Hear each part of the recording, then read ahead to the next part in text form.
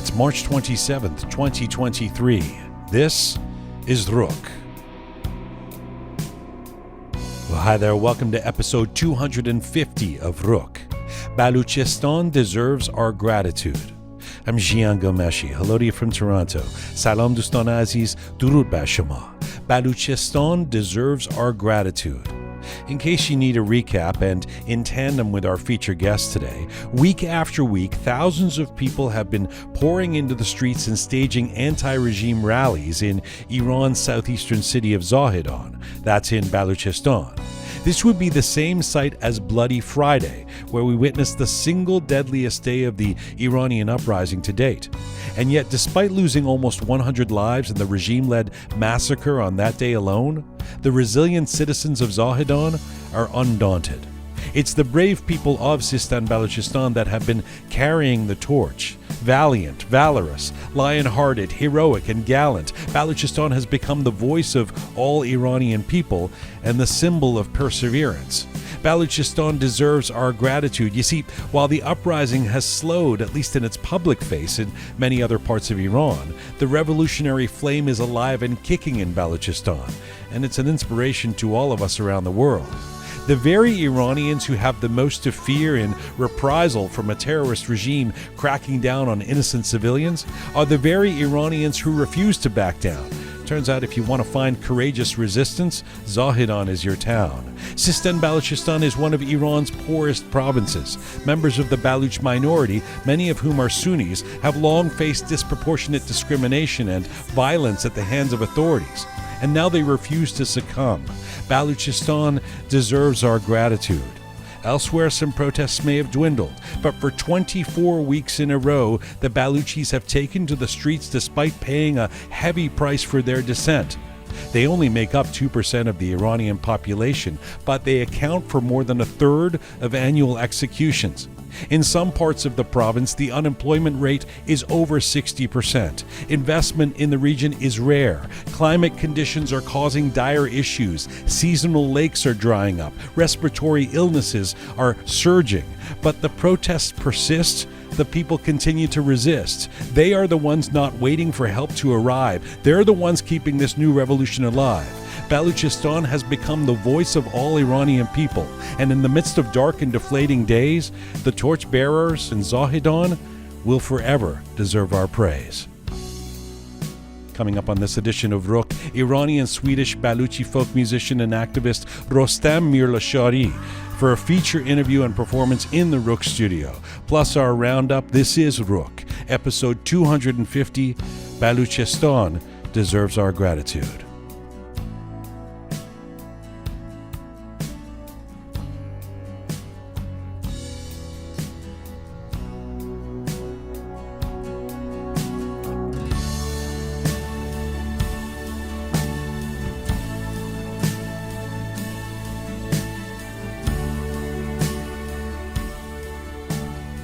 Right.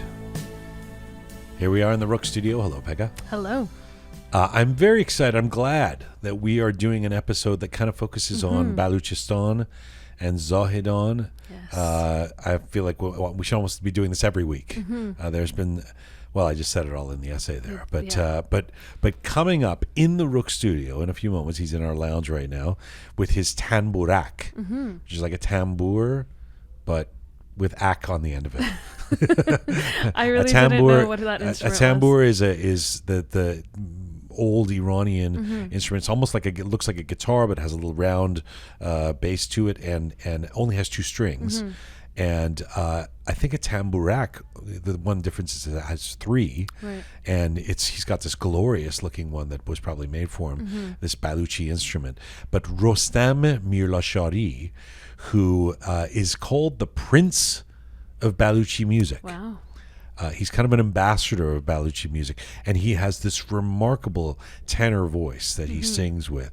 And it feels like this confluence, this collision, this of all these different styles and influences of Western, African rhythms and South Asian kind of sounds, and I'm so excited to have him on the show. He was part of that big event in Toronto on the weekend, which we're going to talk about in a moment. He was one of the performers, but he's going to be in the Roqe Studio, not just talking about Baluchi music, but also representing, because he was born in Zahedan.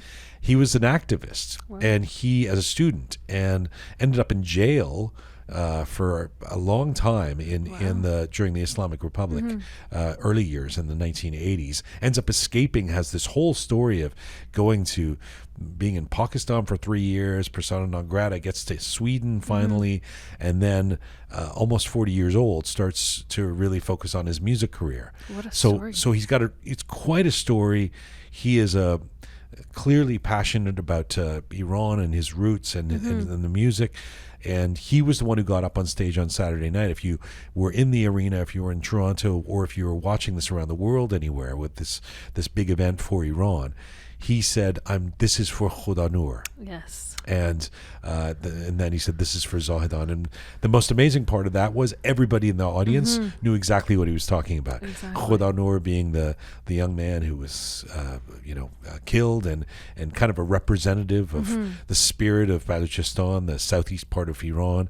And so very powerful. So Rostam Mirlashari coming up in the Roqe Studio. Can't wait. It was quite a weekend in Toronto. It was, yeah. Very busy weekend, lots of events. A lot of people in town. Yeah. If you're doing a show about the Iranian community and the global Iranian diaspora and some of the movers and shakers, a lot of them were here in the Greater Toronto area.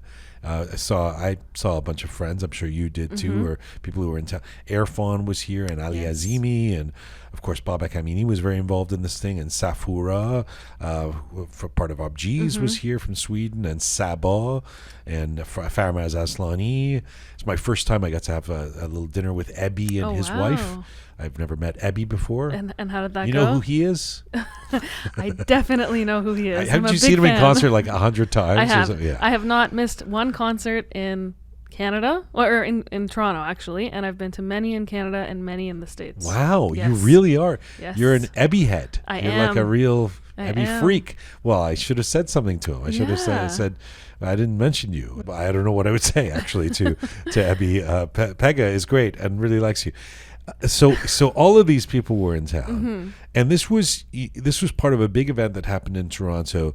I feel like the last 6 or 7 months have been characterized by these moments that happened in different parts of the world, obviously inside Iran, but there was the big demonstration in Berlin, and then there's the big one in LA, and there was the solidarity moment in Brussels, and there was the Georgetown University where the opposition leaders first came together, and there was the big concert in Sweden, and now there's this weekend, which was focused on Toronto, and there was a big what do you call it, a concert? I think the first one, or first part of the day, there was the panel. There was a panel, a conference / power question brunch, and answer, period, something that like featured some of the politicians and the opposition figures. Yeah, exactly. And then there was a big thing that happened at the Scotiabank Arena in Toronto, which had been planned tirelessly for months, which was this opportunity to, I think they billed it as a night of conversations and music or performance. Yeah, I think it was a collection of live performances for Iran. For Iran. And that was kind of the title for it as well. So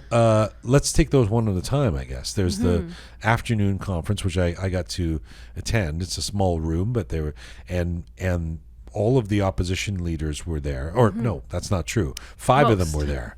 Hamid Ismailioun,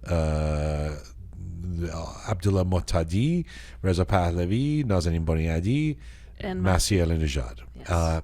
But also there were these politicians from different parts of the world. And I have to say, for me, the highlight of that meeting, that moment there for a couple of hours where people were speaking, was a couple of people who weren't the opposition leaders, even though I thought everybody acquitted themselves quite well. There was a couple of people, there was a few different politicians, some of them local, that spoke, but there's a woman named Azadeh Rojhan, who's an MP from Sweden. Yes. So she's here from Stockholm, and I thought she was excellent in terms of she was great. Clear thinking, giving a sense of, I felt a real sense of empowerment from her, like, oh, we got somebody with their hands on the steering wheel who knows what they're doing. This young, strong MP, this woman from Sweden, and then there's the mayor of Frankfurt, who's a woman named Nargis Eskandari, and I thought she was great too. Yeah, and her story about being imprisoned, I thought that was incredible. I mean, I had no idea that she had been, her personal story. I almost wanted more of them. Enough of these famous opposition leaders. No, I'm kidding. I mean, everybody was good, but those were the highlights for me. They were. Those two. Actually, Azadeh Rojan, she made a couple of points that really stuck with me. One of the things that she said, I think it was in response to a question, if I'm not mistaken, but she pointed that we really have to have answers for Western countries because ultimately they're going to be looking at their own initiatives and trying to operate in their own benefit. So we need to have answers for them when it comes to questions surrounding security or immigration. And I mean, it's obvious that she's coming from a European standpoint, given the immigration issues that they've always dealt with over the last little bit. But I definitely agree with that. I think that's one way that, we can open those lines of communication with some of these countries, make sure that we have those responses ready for them. I thought that the overall the day was kind of a win. There were these opposition leaders and politicians sitting in front of a big banner that said unity. Yes. So in case anybody missed the message, it was like, here we are, unity.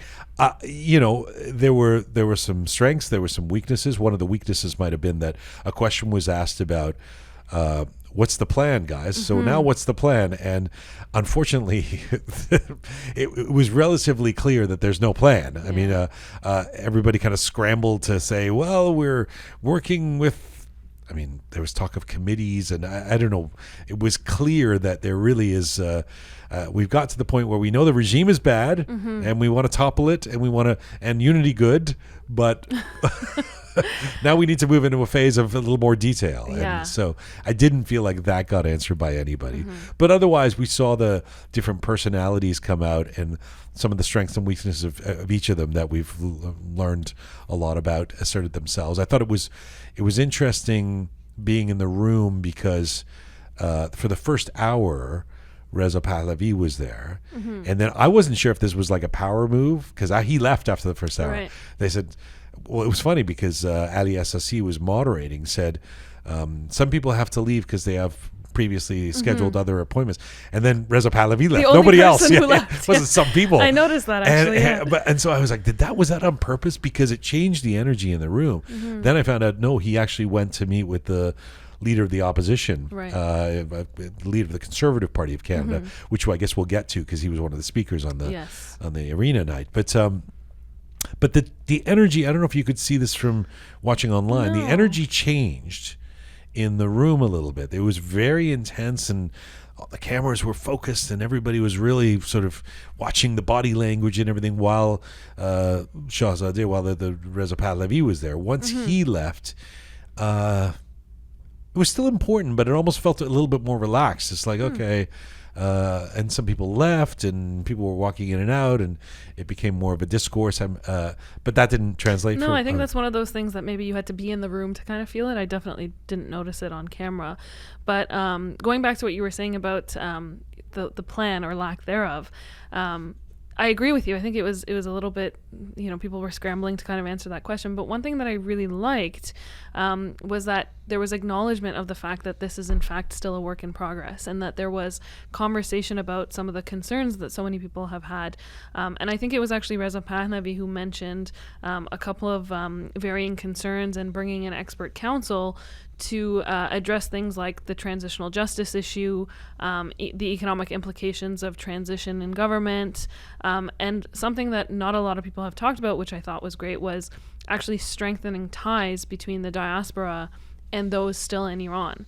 So I thought that was really, really good that they took the time to kind of pinpoint those things and mention that they are in fact working on it because it's been the concern of so many people since the charter. In terms of the strengths, I thought both Masih Al-Nijad and Reza Pahlavi are great, are good at speaking off the cuff. Not the fact that they're not reading speeches is very helpful, and I think it's a bit of a detriment to other folks when they read the speeches. Reza Pahlavi's, to his credit, because I don't know how much he's been at the forefront of big, speeches and stuff over the course of his life, other than once in a while, over the years doing sort of to a crowd of supporters. But he's very relaxed. He seems very, even on stage at the arena. I thought he wasn't yelling. He wasn't sort of trying to, try to be bigger than himself. He was kind of, he seems very relaxed when he talks in front of a microphone, and in any language. Let me get to that. That's funny. But Massey as well. I thought she every time I see her, especially in person at these, she's a masterful performer. She really captures. First of all, she's very quick, and she can capture the room. She's obviously got a lot of energy, and so you're like, whoa, who, and people listen when she talks. She's very heated. She is very heated, and maybe it's like that could be paced a little bit because but anyway, I thought as a performer she's very strong. And then Hamid's strength was showed as well in terms of Hamid Ismailion's compassion, and he spoke about people who've been dying and people who've been jailed in Iran. So I thought that each of their strengths showed. Reza Pahlavi, there was a funny moment. I don't know, a lot of people caught this. It's certainly in the room when I could tell you the energy in the room was that there was a Canadian journalist who asked a question. She ended up asking it in French. I almost thought this was planned, but that journalist was actually walking out, and that when their name was called, have her cameraman. They didn't have the cameraman at first. So it did seem very off the cuff. It wasn't, because the reason I would have thought it was planned, because it really was a great moment for Reza Pahlavi to strut his stuff in French, because she asked this question in French, and then he replied in French. Right. Knowing that no one else on the panel seems to speak French, and he seemed to take his time. I mean, he must have been answering that question for half an hour. He was, je pense que, it was like, look at, and people in the room kind of know, look at, isn't he a leader? Look at this guy speaking. But so I thought that was a moment that played to his favor. But it was kind of funny that he clearly enjoyed that moment. Yeah, actually, on that note, I read something on Twitter that it really resonated with me, and I thought it's so true.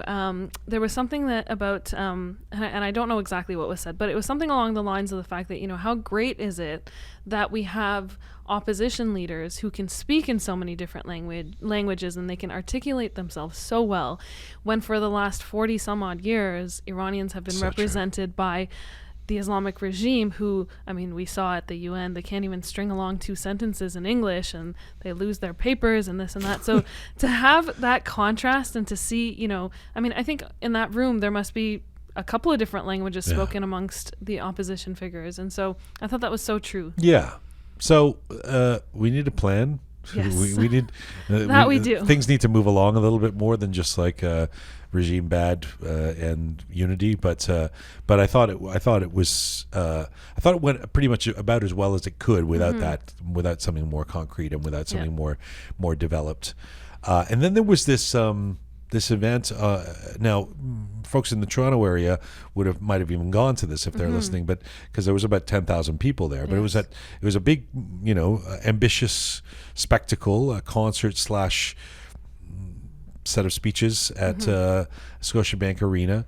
And first and foremost, I got to say a shout out to Babak Amini, the guitar hero, who there was 26 different songs, I think, over the course of the night. Wow. And he did all the arrangement and all the band leading, and it's a Herculean effort to do what he did. And he brought it on himself. I mean, he could have just said, everybody play your acoustic guitar, but I mean, he wanted to do, I guess, right. He's got this big orchestra or this band, and he orchestrated it all. So good job to Babak. I mean, that's a lot that he had to do. And I know he was negotiating a lot with some musicians who were upset that they weren't playing, and others wanted to play longer, and somebody wanted to play shorter, whatever it was. I mean, it's always a nightmare trying to pull these things together. And also a shout out to Tear Gone. This was a Tear Gone festival event, and it was really hard to pull off, to make this thing work. That they've never done anything this big. And so the fact that it came off at all, I would say a victory, well done, guys. Like, you had this thing, and I think a lot of people were talking about they were very moved by it. It worked for them. There were some highlights, all of that. Obviously there's things that they could work on. I thought the scheduling, the timing of it, it clearly went overtime because they didn't get to the finale. They had to cut it, but I don't think they were expecting some of the moments to go as long as they did. So congrats to everybody involved with that. And I know we want to get to some of the positives. I would say from a personal standpoint, I could do without the politicians' speeches. I really could. Not even, I'm fine with the opposition leaders, having Hamid and Masih and Reza Pahlavi say some things, although I didn't even think any of them had to speak as long as they did, but they're kind of part of the superstars in the room, and there was a lot of people there wanting to hear from all of them, I guess, or some of them, I don't know. But, this parade of politicians who come up and say things, and we always have to do the charade of like the politician comes up and goes, "Hey, no ruse, P ruse," everybody, and everyone goes, "Yeah, he said P ruse," and we're all excited that somebody recognizes us. And I mean, I know that some of that is historic, and I guess the Premier of Ontario coming out and saying something, and a couple of but the first hour was speeches, and what did we learn from these speeches? I mean, I think there's two things I have to mention in regards to that. The first is, I think it's important to have the politicians at the very least attend these functions and to show that they care enough to get up there and say no ruse pirus, because as you know, we have individuals like Joe Biden and Dr. Biden who can't hasn't learned to pronounce exactly pirus yet. So I do appreciate that's for sure. And the other thing is I think this event was different than just a standard concert, and I think the Tirgan team, I think they had intended for it not to just be a concert. So I think that's probably why. But I definitely think at the very least the order of some of the musicians, speakers, things like that could have varied. It was too much for me. I just didn't. I don't know what we're gaining by having all the speakers. Whereas the music and performances, and actually, to be honest, without detracting from any of the official speakers, some of the best speeches were from the musicians. The few lines that some of the musicians. I mean, I thought Ali Azimi, some of the words that he said before he did a very sensitive performance, and I thought Erfan said some things that were kind of inspired, and so those were the moments that and even Ebby, when he came out and said, I'm almost 74 years old, and this is the most unity I've ever seen in my life. I was moved by that. That was worth a lot more to me than the requisite politicians' speeches. But anyway, highlights. I don't watch The Voice. Oh, okay. I'm not. I'm really not into the talent shows things, and I know that people watch them and they get addicted to them, and I appreciate that. I get addicted to television too, but so I haven't been watching The Persian Voice. You have, right? I have. So I didn't know who Ida Rastgu is, and how incredible she is. Oh my God! Yeah. This is a 17-year-old. I think she's from Germany. Yeah. And she got up and did. First of all, she did 2 songs. The first song is solo, just her at a piano, and knocked my socks off. I think she was amazing. Yeah. Her voice is this kind of sonic wonder. She's got nuance. She's way beyond her years in terms of her performance. Her piano playing was strong. I just, it's not often that one place you see somebody play one song and you go, that's a superstar. But to me, she was actually one of the best performers of the night. And we're talking about some performers who've been around for some time. Exactly. I mean, she was fantastic. So kudos to Ida Rastgu, and we've got to get her on the show at some point. Definitely, yeah. Who would you love? Actually, I was really, I had listened to Shaheen Najafi's music, of course, and Sabo I've listened to and seen perform. But I thought Zameni. Yes. But I thought the performance they did together was just so moving, and there was just so much energy in that performance that I was floored. I thought that was an incredible perforance from both of them. Shaheen's an amazing performer live for sure. I thought Arash Sobhani, what he had to say especially, and then I enjoyed his guitar leads, and I thought it was not a lot to complain about in terms of the performances. Overall, I think it was an amazing event, and honestly, shout out to all the volunteers who work with Tirgan, because I think this event wouldn't have been able to be pulled off without so many people who I know were involved in it. And I do have to mention one more performance that I loved, and that's because I'm a big Ebby fan. So that one, of course, was one of my favorite performances. I think Ebby Freak is how I... Yeah. So of the speeches, I thought Massey was pretty. Nobody was missing that speech. She cranked up to 11 and going for it, and quite. I thought she really pushed it in terms of calling out Trudeau and Biden, and I've heard some people were huge fans of that, and the others were not. Yeah. But that's kind of her brand, She's like, I'm the activist. I mean, even when there was that moment. Sorry, going back to the conference. I was going to say one of the things I loved about Azadeh Rojhan was that she kind of challenged Massey on the idea of whether countries should be shamed. She said, I don't think countries, and I think Azadeh as a politician, as somebody in Sweden trying to do the best she can, she said she was kind of saying, well, we can't get, we're not going to get things done and accomplished if we're shaming entire countries and politicians. Massey's response to that was strong, though, too. She said, I'm an activist. Yes. You can be the diplomat. Exactly. And so I thought she took that attitude in the evening when she said, hey, Trudeau, you've got to do better. But she said that a lot more aggressively. And actually, I know we're going back to the panel, but one of the things that was really important and I really enjoyed was the fact that I think every single one of the opposition members, they pointed out that they don't necessarily agree with each other on everything. That's right. But that, again, to spread the message of unity and to echo that sentiment, they're all a lot of people felt the need to say they don't agree with everybody on the stage. I thought the number of musicians who came up and said, just, by the way, I don't agree with what everybody's saying on the stage, but I'm going to sing my song for you know what? I think that's great. It is I think good. Why not? That just shows that we're Yes. actually able to partake in a proper democratic conversation. So just two other things in terms of the speaking. The I thought Hamid's poem, Hamid Ismailoun's poem. Listen, that was just a work of art. We know he's a poet. I feel like that.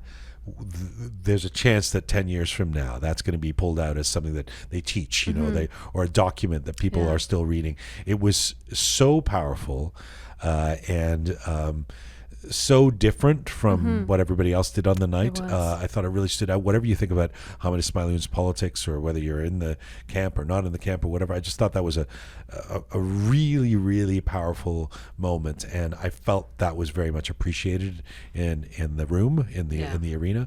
And then, were you surprised by just how much Reza Pahlavi? The decibel level of the cheering in the arena was just greater than it was for anybody else.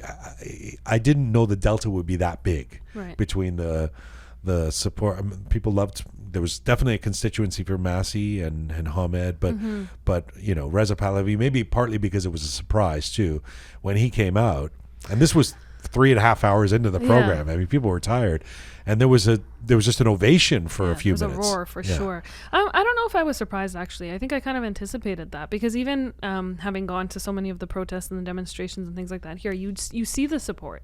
And I think, with the number of people that were at this event, I think it was expected to have that kind of reaction, especially because it was a surprise. Even at the beginning, the mention of his name, and it was just as much of a exactly. So I don't know if I was surprised. And again, the thing that surprises me about him, as somebody who I know he's been a public person for all these decades, but I don't know how much arena speaking he does, and he just he's very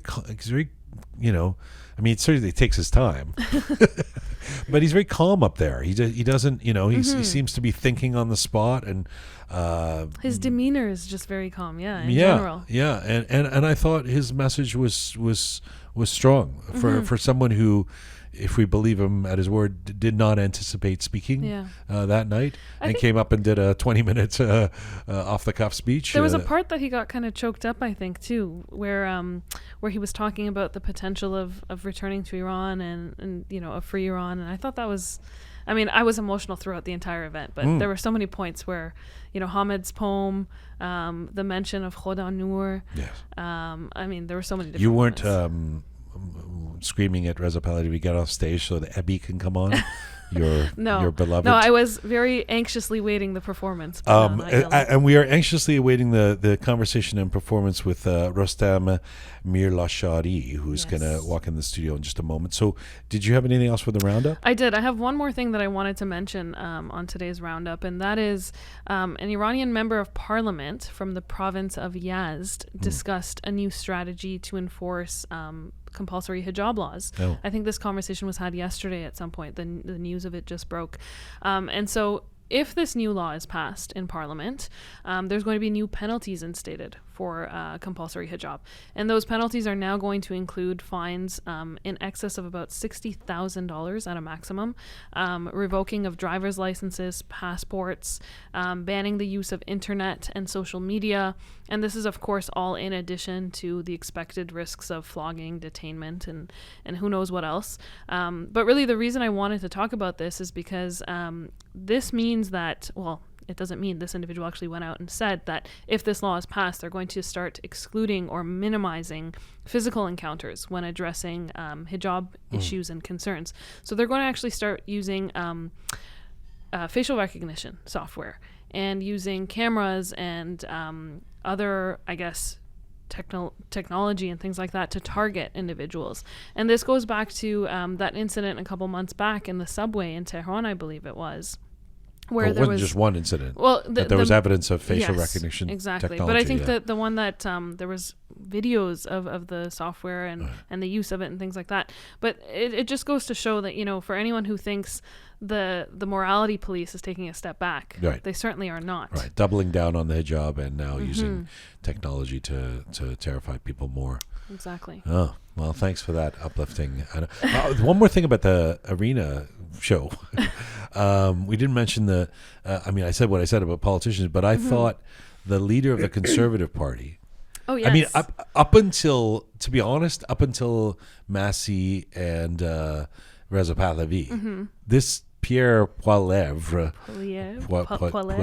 I don't know how to say his last name. The leader of the Conservative Party of Canada, the opposition leader, he might have got the loudest applause because his speech was brilliant. And I think this guy must have a keen, smart Iranian aide. He has to. He has to have like a system. He's got like a person he's just paying to be to keep him up to date on the Iranian. Exactly. You know, I mean, the metaphors and the understanding of the Iranian events, and he used this.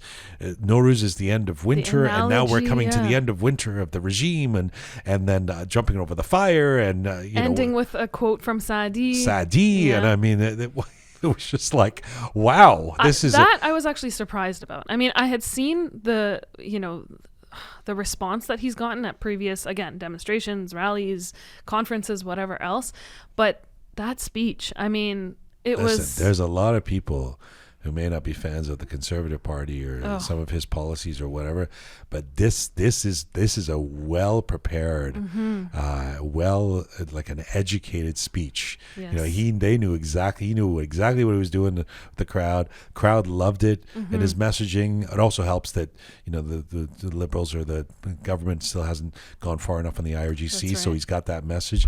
But he's consistently.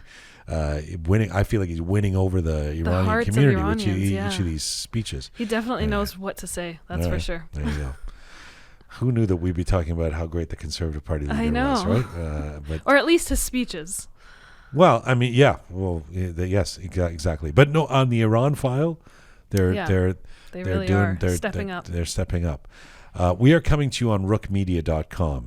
We're on an ongoing mission to build a new audiovisual encyclopedia of Iranian diaspora identity on Spotify, SoundCloud, Apple Podcasts, Instagram, CastBox. If you want to see some visuals with Rook, switch over to YouTube.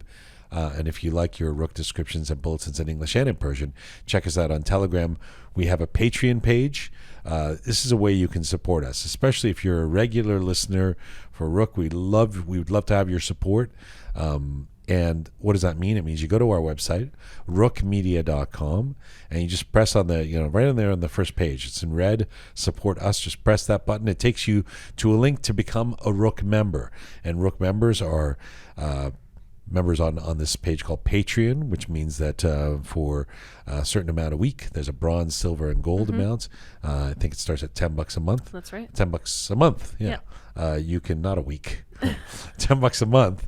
You can be a Roqe member and help us sustain and grow what we do with Roqe Media. So if you can, and you have the means, and you have the desire and the inclination, we'd love to have you as a Roqe member.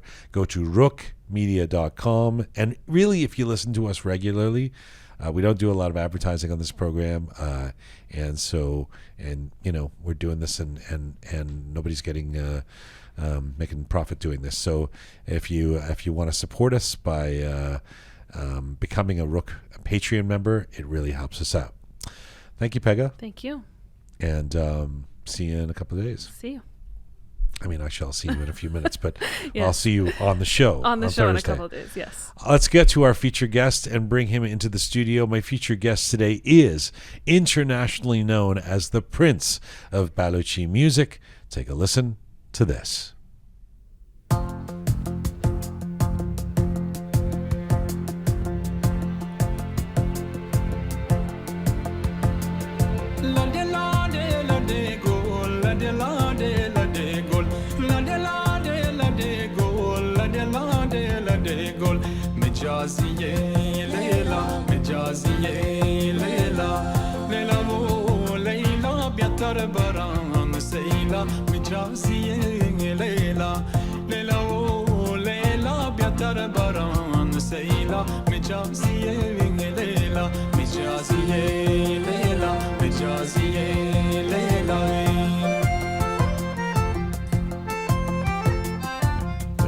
Little taste of the piece Layla O Layla, a song that has millions of plays on YouTube and various music platforms, and a song created, composed, and sung by my featured guest today, an Iranian-Swedish Baluchian folk musician, Rostam Mirlashari. He is known as the Prince of Baluchi music and is the vocalist in the multicultural band Golbang. He was born in Zahedan, grew up in various parts of Iran, and after the Ayatollahs came to power, the Cultural Revolution led Rostam to fleeing Iran in the late 1980s. He ended up in Pakistan and then in Sweden. Rostam has made it his mission to introduce Baluchi music to Iranians and non-Iranians around the world. He's had a prolific and powerful career so far in recordings and stage performances, and he's been very active since the beginning of the recent uprising, making his voice heard. He's had several performances in solidarity with the people of Iran, including a call for freedom in Stockholm and for Iran, most recently in Toronto, hopefully in Tehran as well one day. And right now, Rostam Mirlashari joins me in the Roqe Studio. Hello, sir. درودی بکران. خوشحالم از اینکه از من دعوت کردید و در این استودیو شما هستم که چه اتمسفر خوبی هم داره. It's a great pleasure for me. منم خیلی خوشحالم که شما رو دیدم اینجا و thank you so much for doing this. That song and all of your music is so interesting for me because when I hear your music, it invokes a lot of different references, everything from African rhythms and melodies to, say, the sounds of Nusrat Fateh Ali Khan. Yes. It certainly doesn't sound like Persian pop, you know. Is it fair to say Baluchi music is a combination of all those influences, or is that Rostam bringing all those influences? من همین تصورم اینه که بهتر بگیم که رستم که موسیقی بلوچی رو میشناسه و یاد گرفته و بعد مجبور به سفر شده و جهان رو در حال پیدا کردن تو این سفر کردن ها، ملاقات کردن ها متأثر شده و یاد گرفته که چجوری کامیونیکیت بکنه، چجوری به اصطلاح ملاقات بکنه با دیگران.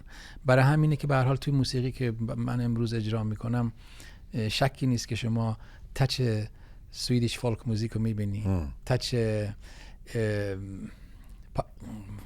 پاکستانی قوالی رو میبینید، تچ موسیقی بقیه مناطق ایران رو میبینید و من هیچ مشکلی با این قضیه ندارم. But when you're called the Prince of Baluchi music, it's a lot of responsibility. And everybody's learning from you, basically. You know, من میدونید خب کارهای مختلف انجام میدم. بعضی از کارام کارهای تلفیقیه، یعنی ملاقات کردن با دیگرانه. بعضی از کارام فقط بلوچیه. خب برای همینه که در واقع من رفرنس دارم برای اون یعنی وقتی که میگم من سنت موسیقی بلوچی موزیک ترادیشن رو من در واقع تلاش میکنم که اینو نشون بدم، اینو تو کارام هستش. هم ضبط کردم، یعنی مثلا فرض کنید CD بلوچستان من اونجا ترادیشنل بلوچی اینسترومنت، یعنی چیز هستش، سازای بلوچی اونجا هستش و موسیقی که من اجرا میکنم فقط موسیقی ترادیشنل و فولک بلوچیه. ولی وقتی من به عنوان یک کسی که آواره شده و در این حال نمیخواد خودشو منزوی کنه و میخواد با بقیه ملاقات بکنه، خب پروژه‌های مختلفی داشتم، مثل گلبانگ، مثل روژناک، مثل شوهاز، مثل شیدا، که اینا من با دیگران ملاقات کردم و کارامونم ضبط کردیم. بنابراین وقتی من با یک ترادیشنز، کسی که صاحب سنت موسیقی های فولک موزیک سوئدی یه پروژه اجرا میکنم، ما همدیگه رو ملاقات میکنیم. اون یعنی اون تچ سوئدیش فولک موزیک رو توی کار من داره و از این زاویه است که من کاملا میفهمم این چیزی رو که شما میگید، این کمپلکس به اصطلاح که خب کوله. I love that. I love that. منظورم اینه که ما دقیقاً ما امروز به هر حال پرتاب شدیم توی این دنیا و ما منزوی نباید بکنیم خودمون، ما باید ملاقات کنیم و تو ملاقات شما یه چیزی رو میگیری، یه چیزی رو میدی. ولی من توصیه میکنم به همه کسایی که به هر حال موسیقی رو دنبال میکنن، حالا در هر سنت موسیقی یا سبک موسیقی که آدم خوب با تلاش کنی یاد بگیری یه چیز رو.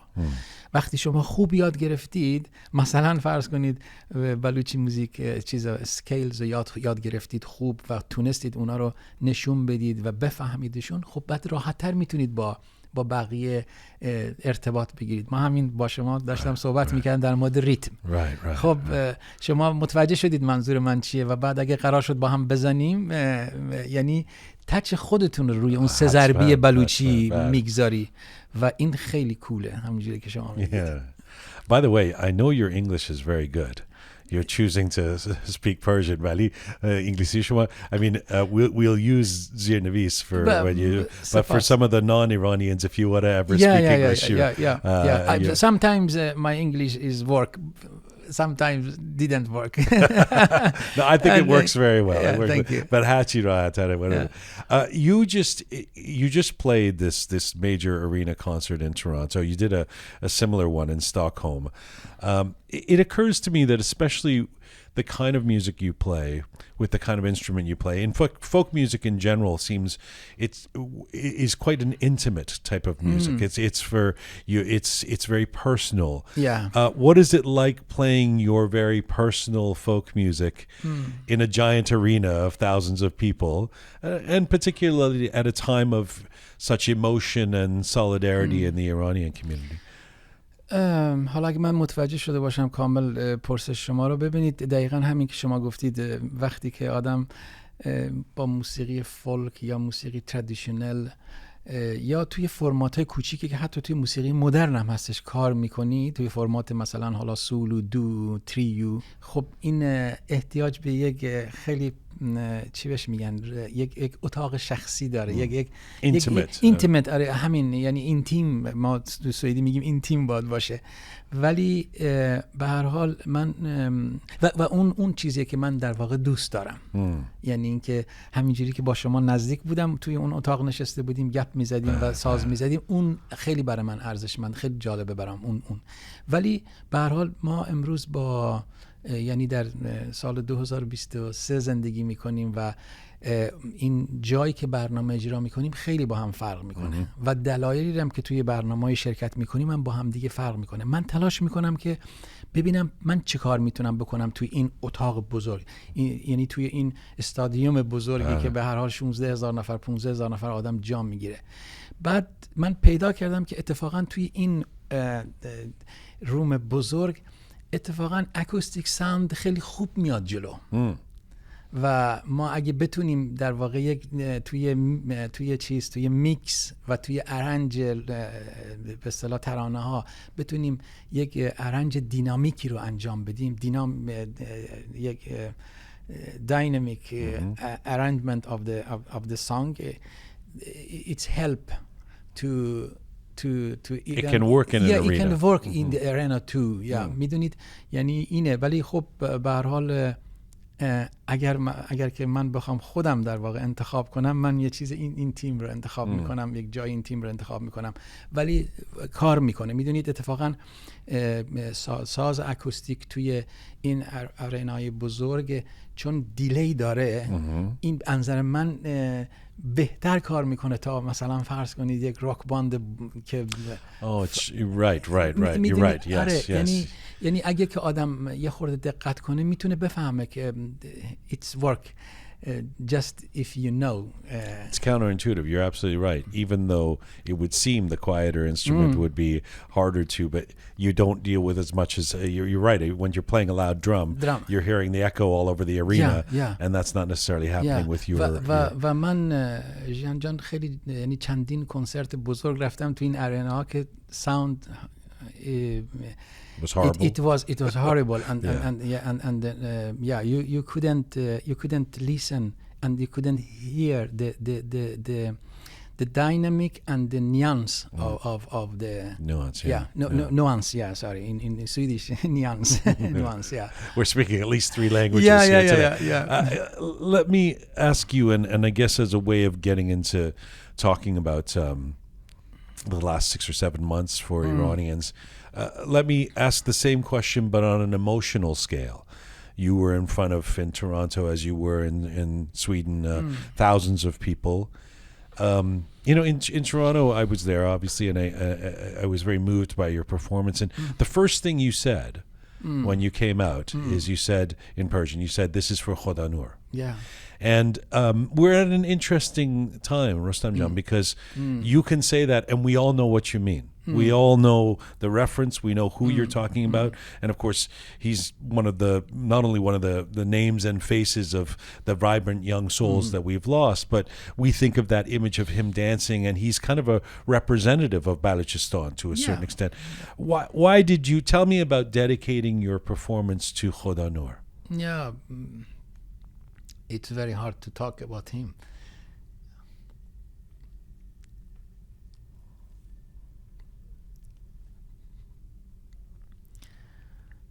You know, because his lifestyle and he's interesting in dance was exactly like Sarina. And this generation, they love life, and they will be seen. منظورم اینه که یعنی این نسل میخواد چیز عجیب غریبی نمیخواد. یعنی نسل ماها یک ایدئال داشتیم و میخواستیم یک جامعه رویایی رو درست بکنیم، ولی این نسل برای همین لباسش، برای حق اینکه اسمش چی باشه، برای اینکه چی میتونه بپوشه، برای اینکه چجور میتونه دیده بشه و چطور میتونه به عنوان یک شهروند از حقوق ابتدایش برخوردار باشه، اون چیزی که در واقع بهش میگن حقوق ابتدایی بشر، برای اینا داره تلاش میکنه. و من خب خیلی دلم به درد میاد که مثلا ما سال 2023 باید یه همچین اتفاقاتی در دنیا بیفته و این همه امکانات در دنیا هستش که به هر حال به همه میتونه یک جوری برسه و ما توی این مملکتامون بچه‌هامون به خاطر رقصیدن تحقیر میشن، توهین میشن. Is that what, tell me, even just saying the name Khoda Noor, I mean, you sort of pulled it together there and answered the question, but even right at the top there, just thinking about him, you got emotional. There's tears in your eyes. What is it that you're thinking about when you get emotional just saying the name Khoda Noor?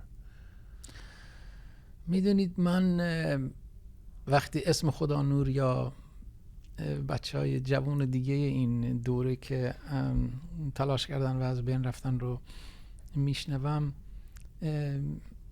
به این فکر میکنم که به آرزوهای دست رفته انسان فکر میکنم که ما چقدر به هر حال یاد نگرفتیم که ما روی این کره خاکی نمیمونیم.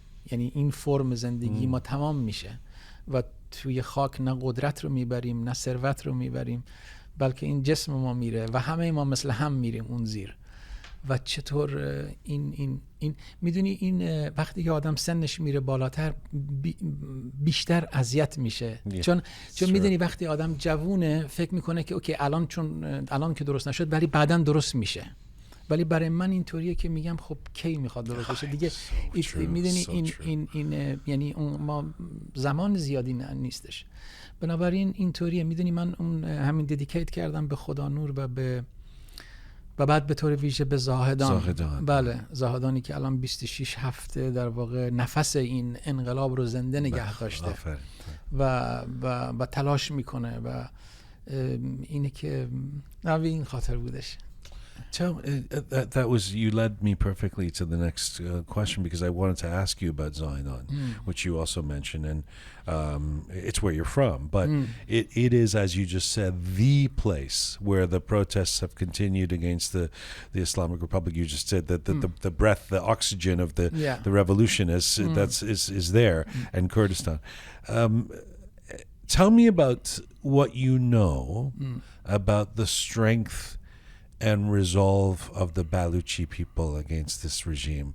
I mean, we know that Iranians all over the four corners of Iran are unhappy with this regime, want change. We know that in so many different ways. But what is it, if you were to explain to somebody who knows nothing about Balochistan, tell us a bit about what's happening there, that these people are showing such resolve.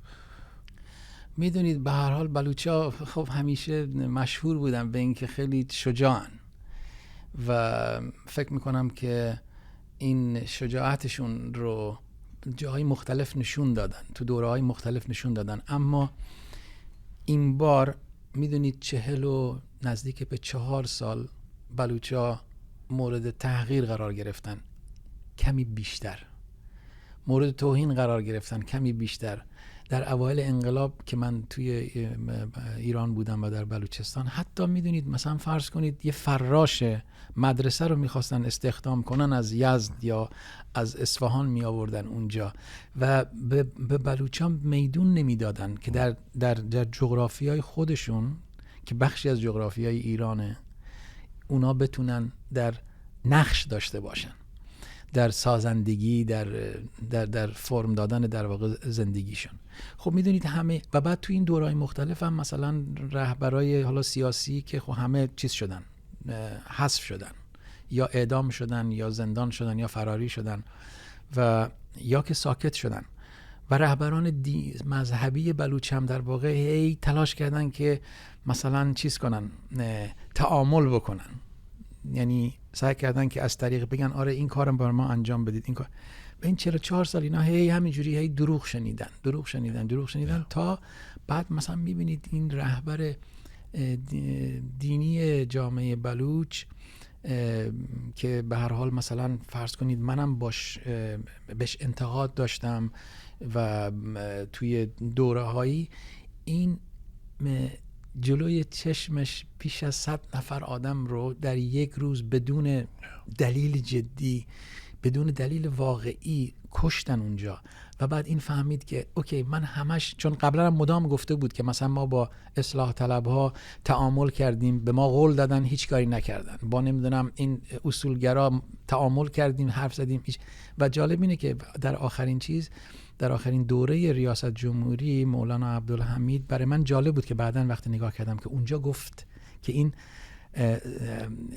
آخرین باریه که ما تعامل میکنیم با شما، چون این میدونید مصلحش نمیخواست که به اصطلاح جنگ، درگیری، این اتفاقات بیفته و به هر حال نتیجه اون فشارهای مضاعف، ببینید به همه جای ایران فشار آمده، ولی تو این مناطق مخصوصا بلوچستان حتی بدتر از کردستان خیلی فشار آوردن، خیلی مردم تغییر کرد. میدونید بعضی روستاهای بلوچستان مرد دیگه نیست، برای اینکه همه درگیر شدن، چون میدونید اونجا مردم مجبور به داد و ستد هستن و این داد و ستدها یک سریشون هم یعنی همه نوعش به عنوان قاچاق حساب میشه و خیلی از بین رفتن.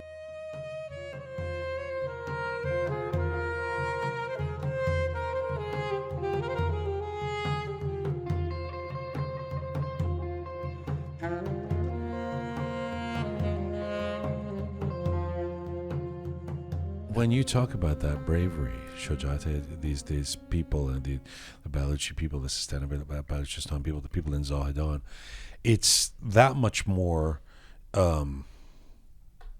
impressive or inspiring or powerful when that is also the place, as you've just said, where that was the site of the worst massacre so far in the last 6 months, that September 30th, that horrific Zahedan massacre. Yes. Raftan sad dafar Kurdistan, they killed 100 people. Yeah. You know, tell me about when you heard about that, when you saw that. This is your place. This is where you were born. This is your people. Tell me how you processed, how you experienced hearing the news of what was happening there. Yeah, it's happening. Yeah, very interesting. You know, united is the typical, character of these times. Fight in Balochistan. میدونی اتحاد توی زاهدان به طور ویژه امروز واقعیه و چون واقعیه و مردم با هم یعنی متحد هستن، با حتی مردمی که به اصطلاح به قول مولانا عبدالحمید میتونن خدا را باور نداشته باشن ولی برادران وطنی میگه ما هستن و آرام آرام زنام آمدن پشت این ماجرا وایسادن. میخوام بگم که برای من یک نمونه بسیار خوبه که دلم میخواد اینو بزرگش کنم و به بقیه جامعه ایرانی در خارج از کشور و داخل کشور بگم که ببین اگر که شما متحد باشید زاهدان میشید. این اتفاق میفته. اینقدر تنگ نظر نباشید، اینقدر فکر نکنید که نمیدونم فرض کن وقتی میگیم ژینا یعنی که تمامیت ارضی ایران زیر علامت سوال میره، وقتی میگیم مثلا بلوچ این باید نگران باشیم که اوی ممکنه فردا. نه این نیست. کسی که ایران رو از هم دیگه ممکنه بپاشونه همین حزب اللهی ها هستن و تفکرات اکسترم که در ایران به هر حال موجودن، منتها به نظر من مطلقاً بزرگ نیستن. این منظور من اینه که من دلم میخواد که این نمونه زاهدان رو It's the case study. It's if we could just do that all over. Study, what happened in Zahedan and we can learn of people and their different how can I say, you know, people often say, I mean, we've had them on this show. We even talk to kids who are, you know, in Shiraz or Tabriz or Tehran on this program. We get them on the phone and they say, oh, we owe so much to the people of Zahedan. We thank them. Valley, we don't see the millions of people in Toronto, in Tehran, in Tabriz, etc. Do in as much as you know, I mean, you're not there right now, but do the people in Masalan Zahedan, are they upset at the rest of Iran? Are they disappointed? Are they angry that they don't, that what's happening in Balochistan in terms of the consistency of those protests every week, you know, that bravery, that consistency, that's not happening in other places? Are they angry at other communities in Iran? میدونید به هر حال اتفاقات از جای دیگه ایران شروع شد و بلوچستان فالو کرد، یعنی اینکه دنبال کرد و ساپورت کرد و باشون همراه شد. امروز این اتفاقات خیابانی، البته پروتست همه جای ایران هنوز موجوده و آدما، یعنی شما اکثریت قریب به اتفاق مردم علاقه ندارن به این حکومت و دلشون میخواد و شاید هم دارن دوباره انرژی میگیرن، آماده میکنن خودشون رو که دوباره تلاش بکنن. ولی من این رو توی شعارهایی که تو بلوچستان داده میشه اینه که تهرانی با غیرت، حمایت میدونی. یعنی بلوچی ها خب انتظار دارن که امروز بقیه همراهشون باشن. میدونی دوست دارن که یعنی این خیلی براشون مهمه و من امیدوارم که تحمل کنن تا بقیه جاها دوباره بیان توی چیز و یه چیز دیگه هم بیان توی این میدان مبارزه.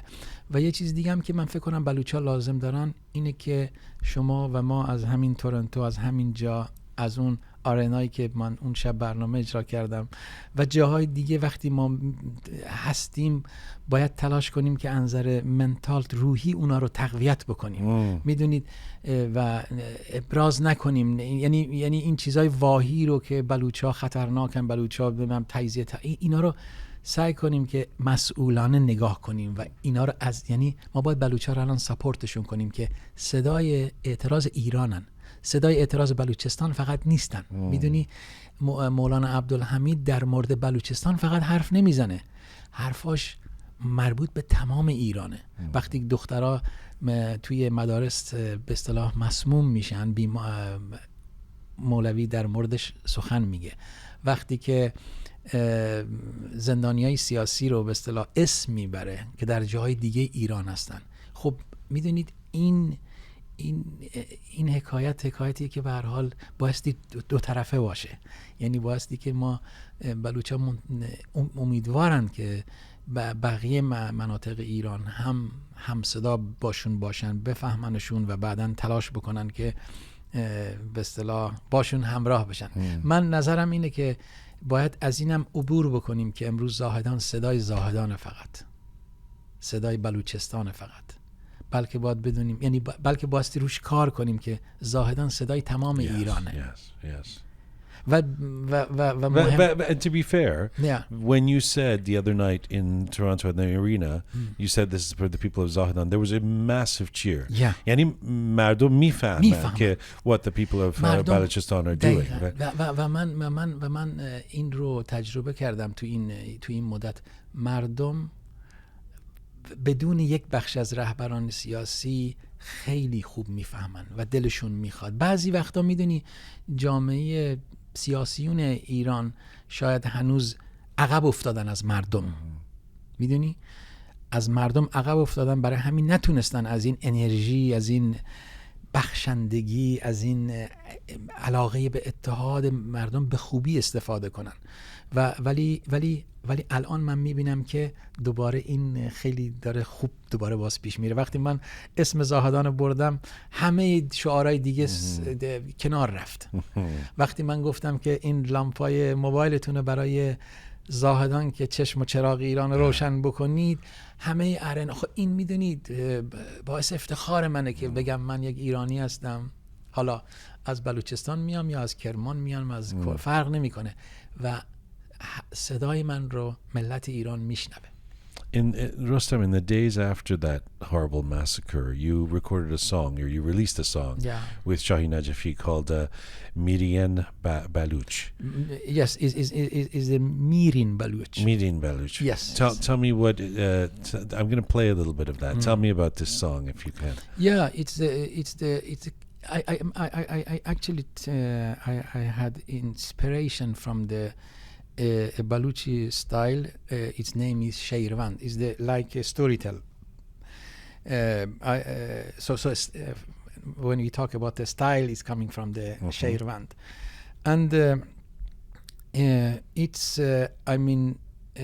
talk about the poem is about a Baluch he thinking and protest. یعنی میدونی میرین بلوچ یعنی going to نه میرین بلوچ یعنی میر میدونی یک صفته، یعنی کسی که میره یعنی کسی که شجاعه، کسی که هوشمنده، عاقله. من در واقع امروز بلوچ رو و غیر بلوچ رو هم هوشمند میخوام هم مبارز و شجاع. یعنی اگر شما فکر نکنی و فقط تلاش بکنی خب به جایی نمیرسی. و من فکر کنم امروز خیلی خوبه که در بلوچستان فکر میشه و تلاش میشه مبارزه میکنن. خب این شعر رو من به خاطر اون مضمون و محتواش در واقع محتوای شعرش در واقع خیلی احساس کردم که خوبه برای این دوره و از شاهین نجفی هم که هنرمند کنجکاویه و هنرمندی که علاقه داره که بدونه در مورد سنت‌های موسیقیایی دیگه. ما با هم چندین سال همجوری گپ و گفت مثلا هر از گاهی که صورت می‌گرفتیم، بعد به هر حال خیلی به ما گفتن که چرا با هم کار نمی‌کنید. خب نتیجهش این شد که این کار رو با هم دیگه انجام. خب صداش هم he's singing like you a little bit in this piece. It's really impressive. Let's hear a little bit of Median Baluch.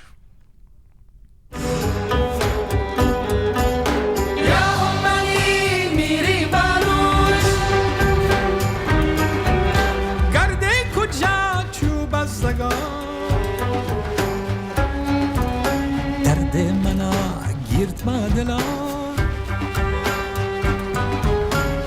ای سوبا کینجو زگا سرتین سومرستانی شفی کوری چو سیاهی چلگی تولی چو لنگر کپتاگه سرپستا چو استیزگا.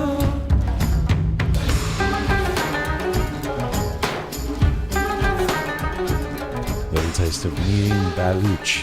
That is Rostam Mirlashari, and that features Shahin Najafi as well. It's dedicated to the Baluch people's struggle for human rights and in the memory of the lives of over 90 children, young people, men, women who were murdered by the Islamic regime in the city of Zahedan on Friday, September 30th. You were born in Zahedan. Yes. In 1961. Your father, as I understand it, was a judge. He was the first Baluchi judge in Iran, and that meant that you traveled a fair bit when you were young. Tell me about growing up in Iran. Yeah, in Zahedan. I born in Zahedan, and then we moved to Zabul, and then we moved to Ardakan Yazd. We moved to Khomein, we moved to Neyshabur, and we moved then to Bam, and from Bam to Bandar Abbas. And then, and then my father and mother they moved to Tehran.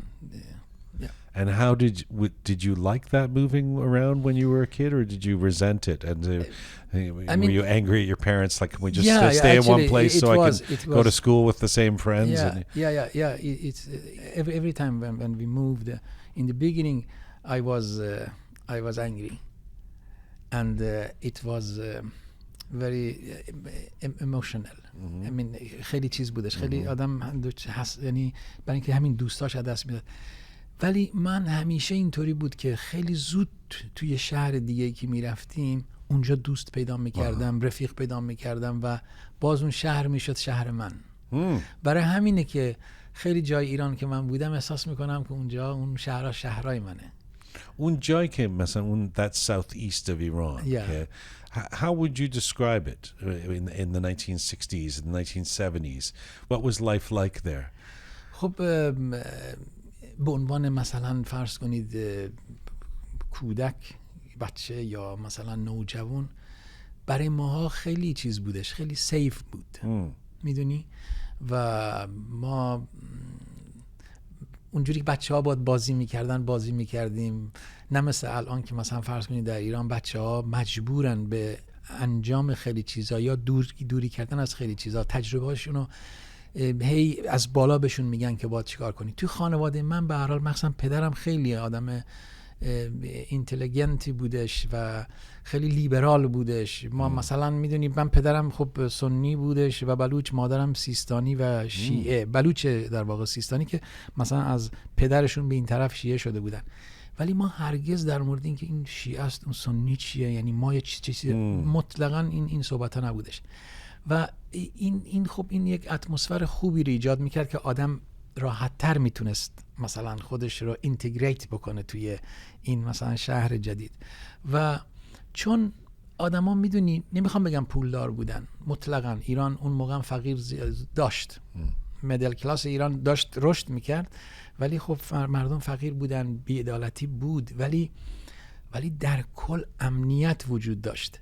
در کل آدما خیلی یعنی خوشحالتر از امروز بودن و من همیشه چجور بگم، مخصوصا این اواخر مثلا تو دوره نوجوانی، خب هر کجا ما میرفتیم آدما کنجکاو بودن. وقتی میفهمیدن من بلوچ هستم و از یه جای دیگه آمدم، اون خیلی خوب. اوایل مثلا من وقتی که 5 سال و نیمم بود مدرسه رو شروع کردم، یعنی قبل از 7 سالگی.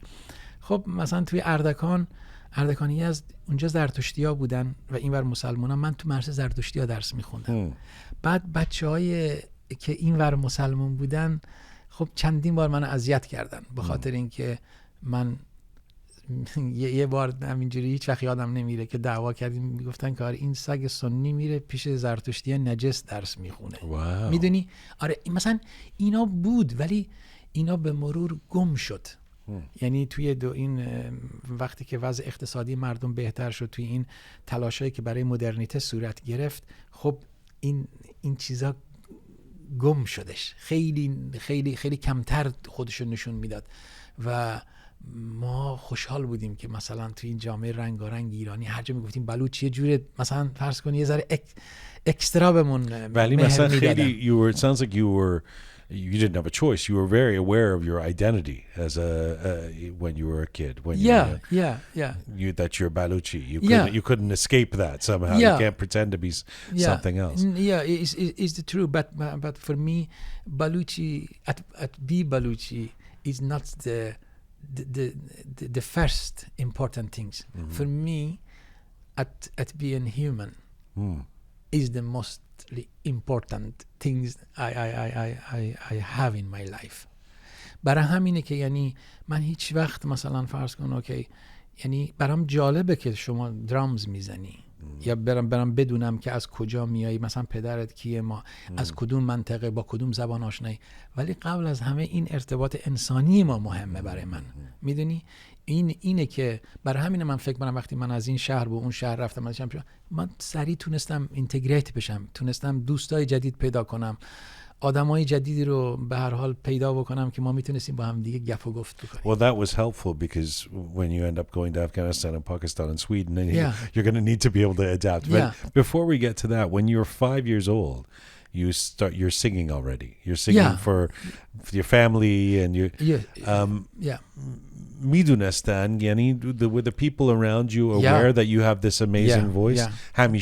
همیشه اینطوری بودش که چون من پدرم و مادرم مخصوصا صدای بسیار خوبی داشتن. مخصوصا مادرم صدای بسیار خوبی داشتش، به خاطر همینه که یعنی اونا میفهمیدن وقتی که من میخوندم، مثلا فرض کنید اگه خواهرم میخوند مثلا فرض کنید میگفتن خب اون خوبه صداش، ولی خب مثلا رستم خوب این یعنی میدونستن که من این توانایی رو دارم و همیشه منو پوش میکردن، کمکم میکردن.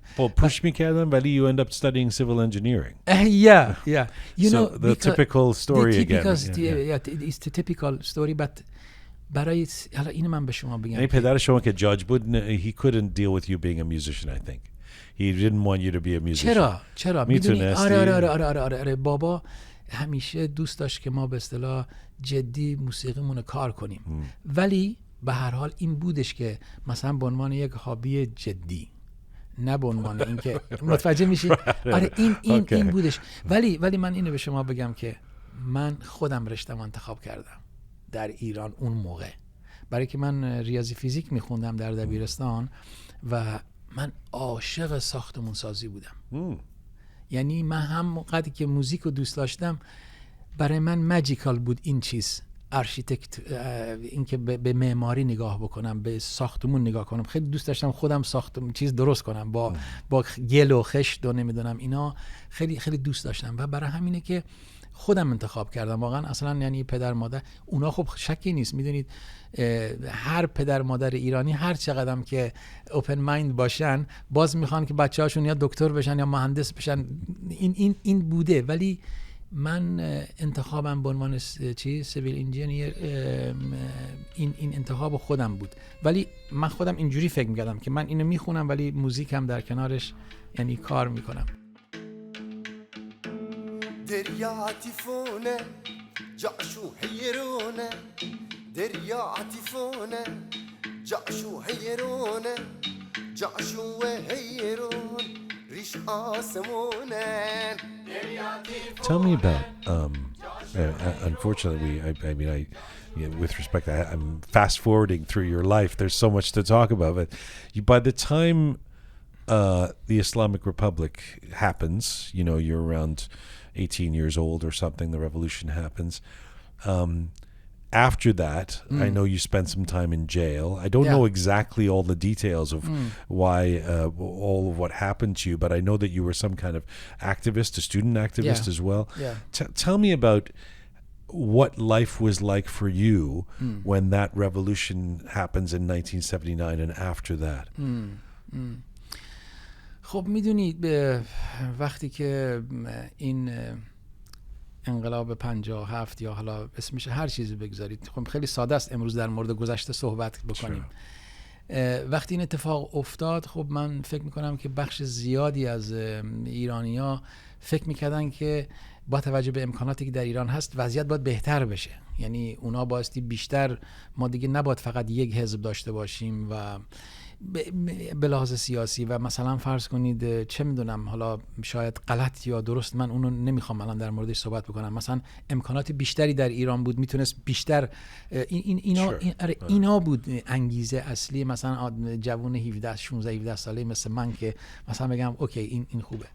ولی خیلی زود نشون داده شد که این یک فانتزی بوده برای این جمعیت اینتלקچوال و واقعیت ها جای دیگه رقم خورد. مسجدها و روحانیون، ملاها، اینا تیک اوور و بعدن این آرزوهای مردم رو در واقع دزدیدن، آرزوهایی که بخشش رو به هر حال رژیم گذشته تلاش میکرد که به اصطلاح برآورده بکنه و بخشش مردم فکر میکردن که شاید مثلا بهتر میتونن پیش ببرن و متاسفانه خب خیلی بدتر شد و ما خیلی زود متوجه شدیم که یعنی من که مثلا ببین وقتی که من به عنوان اکتیویست، چون وقتی منو دستگیر کردن اونا نمیدونستن که من آیا وابسته به سازمانی هستم یا نیستم، ولی فقط میدونستن که من توی دانشگاه با انجمن اسلامی دانشگاه کار نمی کنم. همین کافی بود برای اینکه منو بگیرن ببرن اونجا و بعدن نزدیکی به 1 سال اونجا باشم و هی اینا 1 سال کجا باشی؟ زندان باشم. 1 سال زندان بودی؟ بله. و بعد تلاش بکنن هی. چند سالت بود اون وقت؟ How old were you? اون موقع من 22 سالم بودش. Wow. آره. یعنی you were put in jail for a year just for not participating in the Islamic. من البته فعالیت سیاسی داشتم ولی اونا نمیدونستن. یعنی من به خاطر اون دستگیر نکردم، به خاطر این دستگیر کردن که اونا می‌خواستن، چون میگفتن اوکی شما که چون یعنی اسلامی نیستی بنابراین حتما چپی هستی. حتما سوسیالیست هستی، حتما. و کجا بود این زندان؟ زاهدان. بله. و بعد زاهدان من رفتم برای ثبت نام دانشگاه، من دم دانشگاه گرفتن و بردنم زندان، گفتم ما چند تا سوال ازت می‌خوایم بکنیم. دیگه همون سوال باقی موند و بعدن تلاش کردن که هی بهم بچسبونن، بگن تو این هستی، تو اون هستی. And I guess your dad or your parents, they couldn't do anything about that. No. Because you know, judge بود و that was the previous. میدونی جاج پدر من جاج بود برای موضوعات دیگه. یعنی مثلا فرض کن کسی که مشکل خانوادگی داشت، مشکل مالی داشت، مشکل این ججا به اونا رسیدن. اینا چیز بودن برای پولیتیکال سیاست. آره اونا این دادگاه‌های دیگه‌ای بودش و ملاها بودن به اضافه یه سری آدمای دیگه که فقط چون باور مذهبی داشتن میمدن اونجا از ما بازجویی میکردن. چون باور مذهبی داشتن به خودشون اجازه میدن که مثلا ما رو کتک بزنن، برای اینکه ما باید بهشون بگیم که مثلا اولا باید بنویسیم، باید بگیم. بعد من میگفتم خب من چیزی ندارم که بخوام من بنویسم که آره من اینم. و به خاطر این خب شکنجه میکردن و اذیت میکردن و تلاش میکردن که شما رو بشکنن که اگر چیزی داری بهشون بگی. A lot of people who come on this show have been to prison.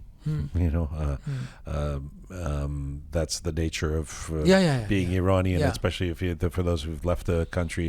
It's usually because they were in somewhere in their family or something. We've had these difficulties. But a year. Yeah. Tell me how that year did it change you? Yeah. How did it change you? You know, I understand that سیاست چقدر تلخه که تو با خاطرش آدما رو زندان میکنی. میدونی من هیچ وقت یادم نمیره یک بچه ای رو گرفته بودن که روی دیوار نوشته بود مرگ بر خمینی. احتمال داره که از مثلا شاید پسر عموش یا نمیدونم برادر بزرگترش یاد گرفته بود، ولی 12 سالش بود. بعد این نوشته بود از میدونی هورمون این که تو داری بزرگ باید یه کاری بکنی، شلوغ بکنی. بعد اینو گرفته بودن، من هیچ وقت یادم نمیره اسمشم، یعنی احمد یار محمد زئی بلوچ، یه پسر کوچولوی که اینو آورده بودنش اونجا تو زندان با خاطر این. بعد میدونی بهش 12 سال زندان داده بودن. Oh my God. خب اینا منو بیشتر متوجه میکرد که اون ریل لایفی که ما اون موقع داشتیم و اینکه سیاست داره ما رو به کجا میبره. چطور ما یک ریولوشن کردیم به خاطر اینکه پیسفولتر بشه همه چیز. بعد شد اینطوری که بچه 12 ساله رو برمیدارن میبرن تو زندان، بهش حکم میدن 12 سال. یک کسی دیگه بود اسمش دادشاه بود، الان فامیلیش یادم نیست، این 8 سال بهش زندان داده بودن. اگر شما بهش میگفتی که write 5 line about the spring, couldn't.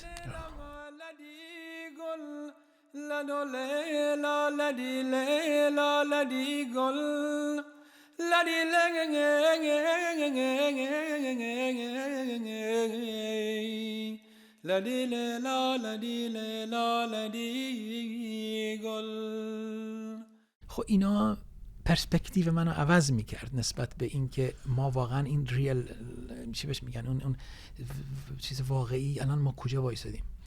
و بعد این که به طور طبیعی چرا بایستی اونجا من به هر حال برام خیلی مهمتر شد که تغییرات باید بیشتر از طریق رفرم باشه. میدونی ما مردممون یعنی سیاست مداری ما باید آماده باشن برای اینکه یه اتفاق به اصطلاح بزرگ اگه قرار باشه بیفته. بهتر این اتفاقات اولا تدریجی باشه، یعنی اینکه یعنی وقتی اینطوری میشه به هر حال متاسفانه انقلاب خیلی تلخ، یعنی انقلابات دنیا اینطوری بوده. میدونی خیلی خیلی خیلی خشونت با خودش به همراه داشته.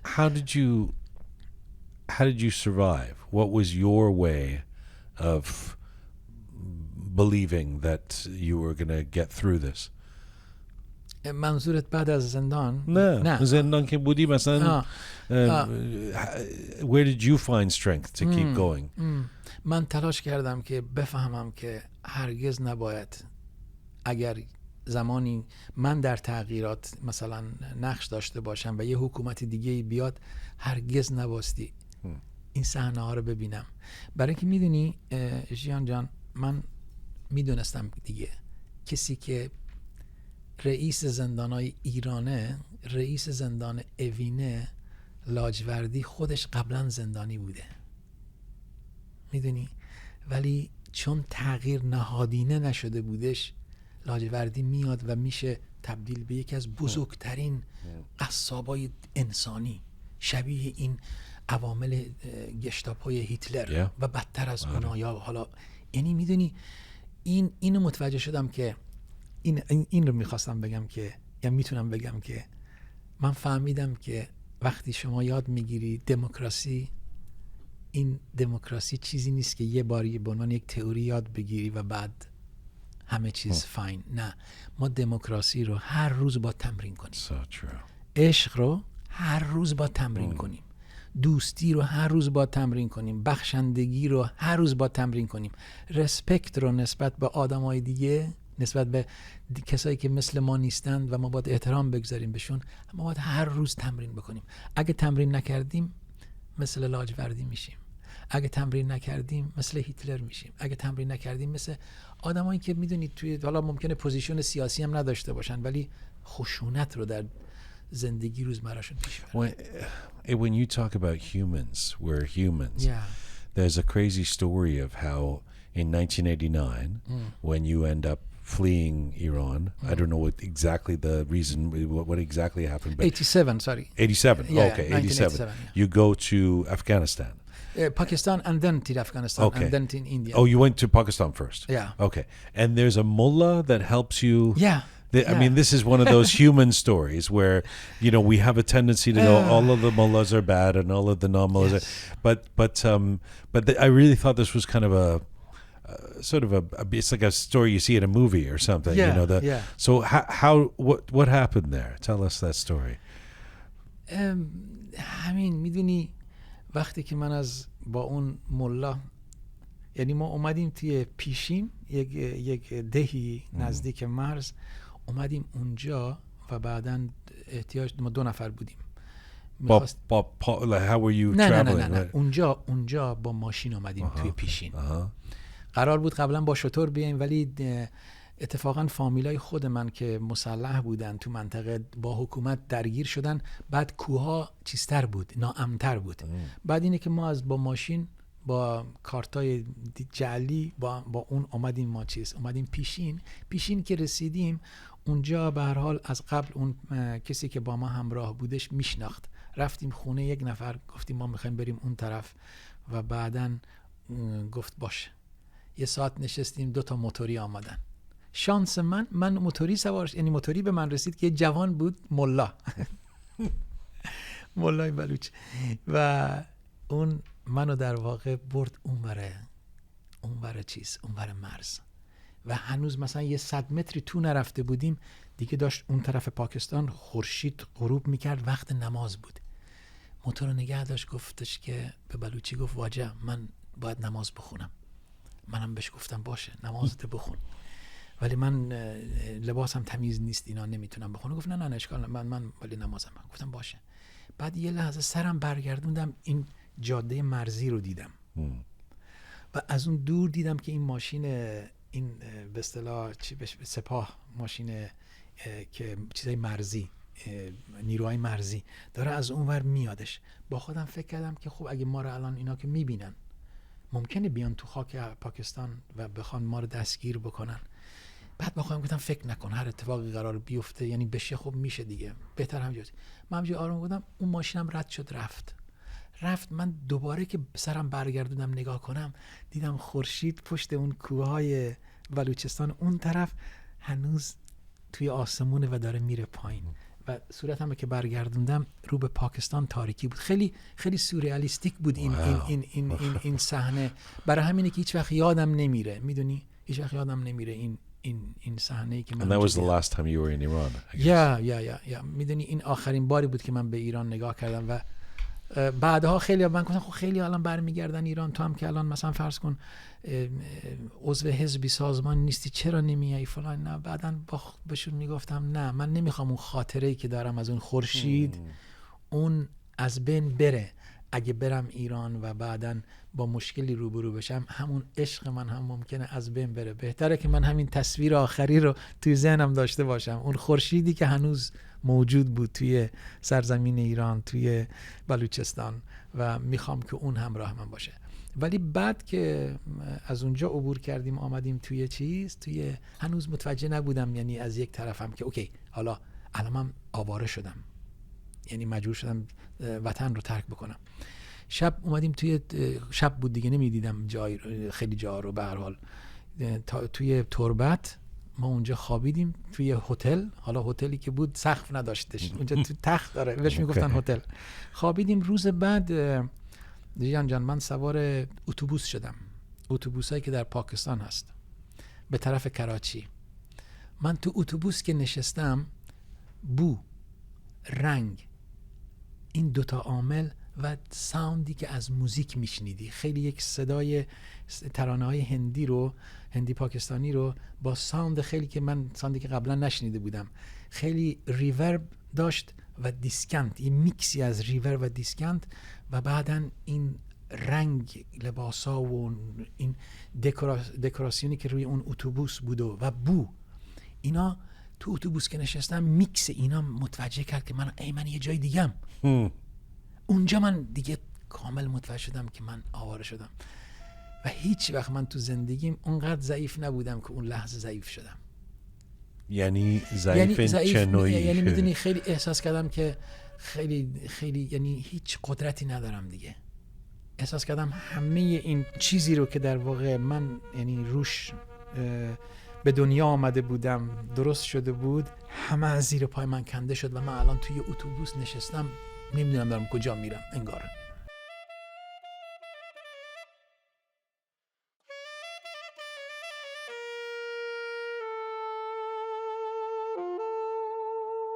This is the story of the Iranian people of the last 4 years. Yes. Being displaced from their own country. Yeah. Whether sure. it's you, I mean, it's a much more dramatic story, but, you know, I can't go and visit my family in Iran. I never have been able to. All of the same sort of reasons. And you spent 3 years in Pakistan, right? Yeah. کمی بیشتر از a little bit more than 3 years in Pakistan. And how is it that you end up getting to Sweden? میدونی چون در پاکستان من و بعد رفتم افغانستان، از اونجا رفتم هند، دوباره برگشتم پاکستان. تو این مسیر میدونی هم با اون حزب سیاسی که خودم به اصطلاح بهش علاقه داشتم، هم با بچه‌ای که متعلق به این حزب‌های مختلف بودن، وقتی با اینا ملاقات کردم، گپ و گفت کردم، تجربیاتشون شنیدم و یه چیزایی رو که میدونی مثلا فرض کن دیدم تو اپوزیسیون ایران اون موقع، مثلا فرض کن تو اپوزیسیون بودن بعضی گروه‌ها ولی همدیگه رو اذیت می‌کردن. بعد برای همین احساس کردم که میدونی این سیاست حزبی کار من نیست. من اذیت میشم اینجا و نمیتونم تحمل کنم. خب توی اون سال آخری که من پاکستان بودم دیگه با چه کار میکردی توی پاکستان؟ کار میکردی؟ نه کار نمیکردم. خب زندگی چطوری می‌کردی؟ ببین زندگیم از طریق کمک دوستا و خانواده. اونجا چون من میدونی یک بخشی از فامیل من آواره شده بود پاکستان و در کراچی زندگی میکردن. خب اونا بودن و بعدن هم دوستام هم کمک میکردن. من اون موقع خواهرم هم سوئد بود. به هر حال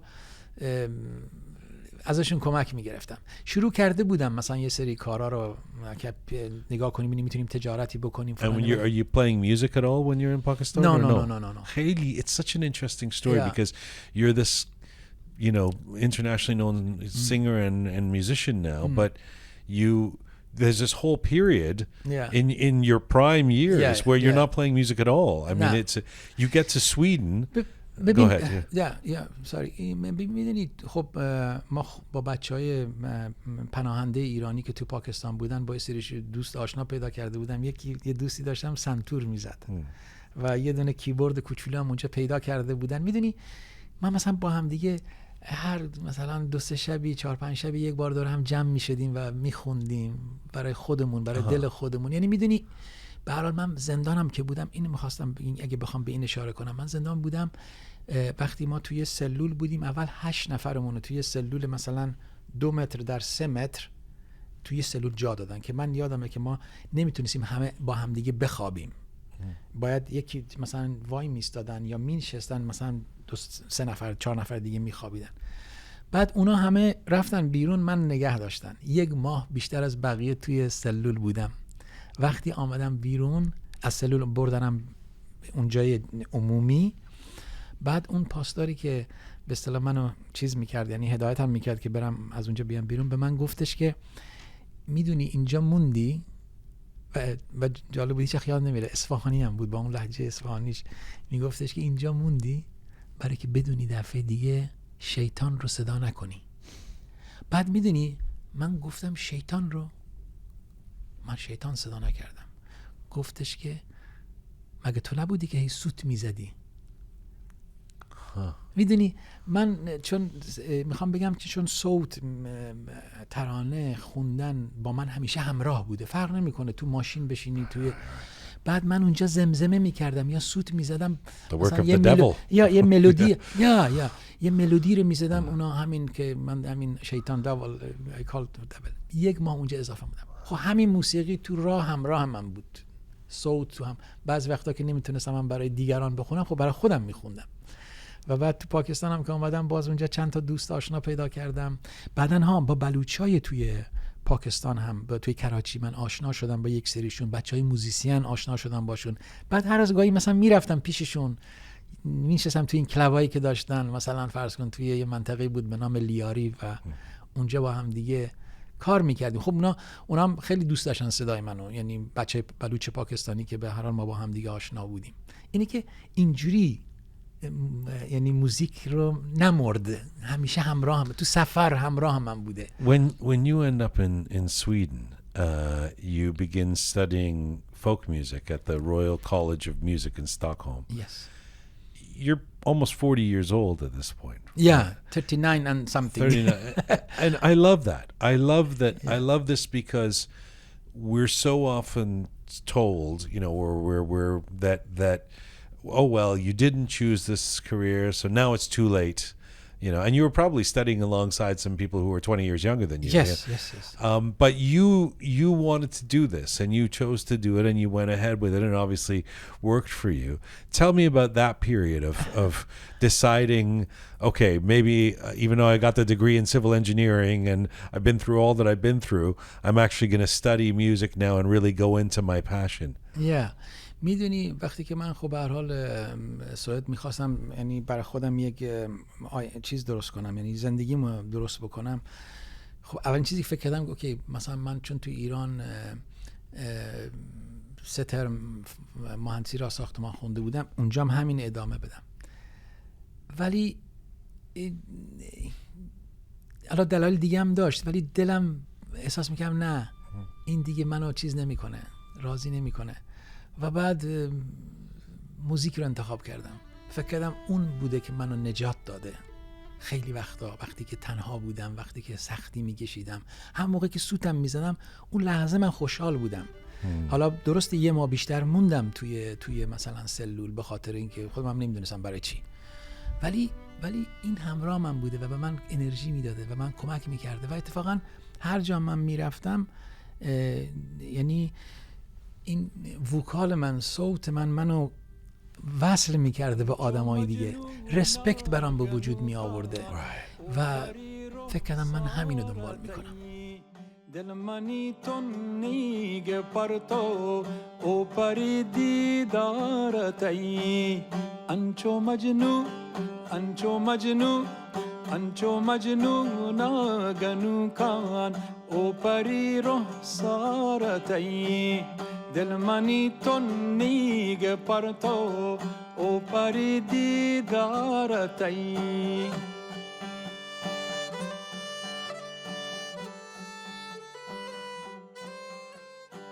اول توی یه مدرسه درس خوندم، یعنی دبیرستان معمولی درس میخوندم و توی یه دبیرستان موزیک هم درس میخوندم، مثل کالج، مثل نه قبل از کالج که شما دیپلم میگیری در ایران، اینجام اینجوری بود من میرفتم و یعنی 100% اون دبیرستان رو میخوندم، 100% هم این دبیرستان موسیقی رو میخوندم تا بعد خودم آماده کردم میدونی و بعدن رفتم The Royal College of Music و خیلی جالب بودش. اولش که مثلا نگران بودم که مثلا خب من از خیلی اونجا سنم بالاتره و همین که میگی نه 20 سال 18 سالم بودن مثلا که توی ولی بعدم توی دنیای موسیقی، حالا شما خودت موزیسیانی، اصلا سن و سال so true doesn't matter.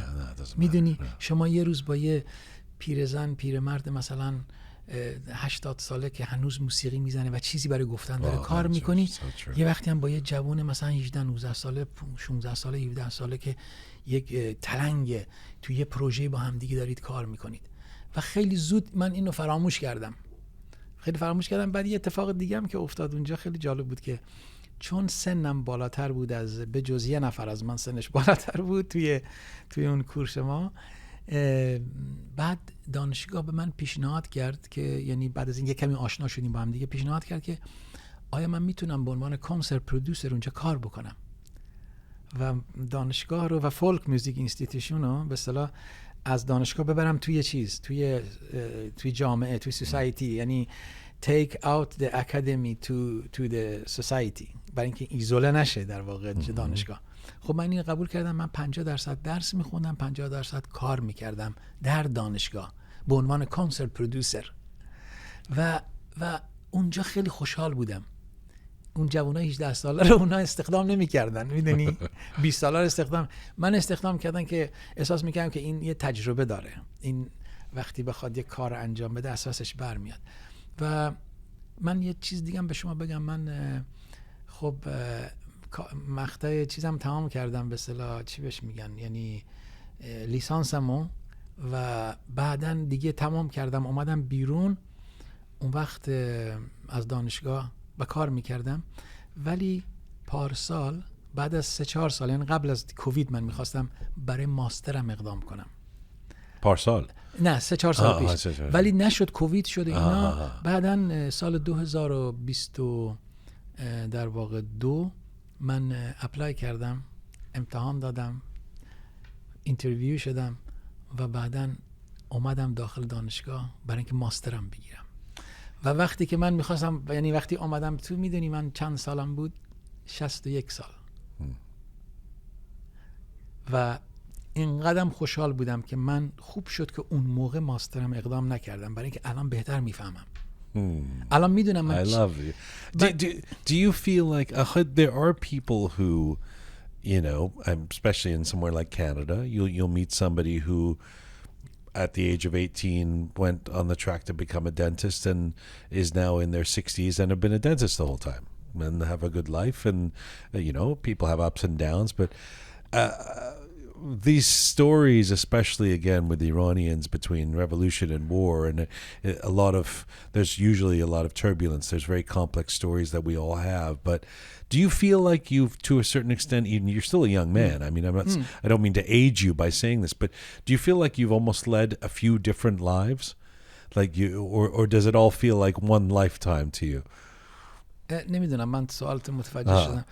یعنی چطوری بگم؟ Do you feel like Rostam's life has gone through, you know, there's the early period, there's the middle period, and the last 20 years, and they've all been very different from each other. Yeah, you know, I mean, it's a very eclectic life. Yeah, it's very interesting question. Yeah, actually, is it? I think, I mean, now is the time to که وقتیه که من باید جمع کنم خیلی تجربه‌های دیگه زندگیم رو، که تو همینی که گفتی، یه جوونی با اون مشخصات علاقمند میشه به سیاست، میره کار سیاسی میکنه، بعدن متوجه میشه که این نیست اون چیزی که اون دنبالش بوده و من نمیتونم در واقع سیاست مدار چیزی حزبی باشم. سیاست خیلی مهمه برای من، اما من سیاست مدار، و بعد زندگیمو جور دیگه فرم میدم به عنوان موزیسین. و امروز احساس میکنم که من یک تجربه‌ای دارم. I have a different experience. Maybe many other people, I mean, has not my experience. برای همینی که الان احساس میکنم که اوکی، من الان میرم برای You don't think a lot of people get a mullah on a motorcycle to take them to Pakistan and end up there for 3 years before they go to Sweden? You think that's yeah. No, you've definitely had quite a story. Yeah. بعد میدونی احساس میکنم که من خب الان برای ماسترم اقدام میکنم، برای اینکه میخوام کتابم رو بنویسم. کتاب. آره. Life story? No. It's the very I mean difficult and heavy job if I will write about my story. Maybe with another time. But now I میدونی الان میخوام در مورد استراکچر موسیقی بلوچی از نگاه رستم میلاشاری. نمیخوام بگم که اون چیزی که من میگم همینه. No, Vali, you're an ambassador. You of this. I mean, we're lucky to have you to hear Baluchi music. مرسی.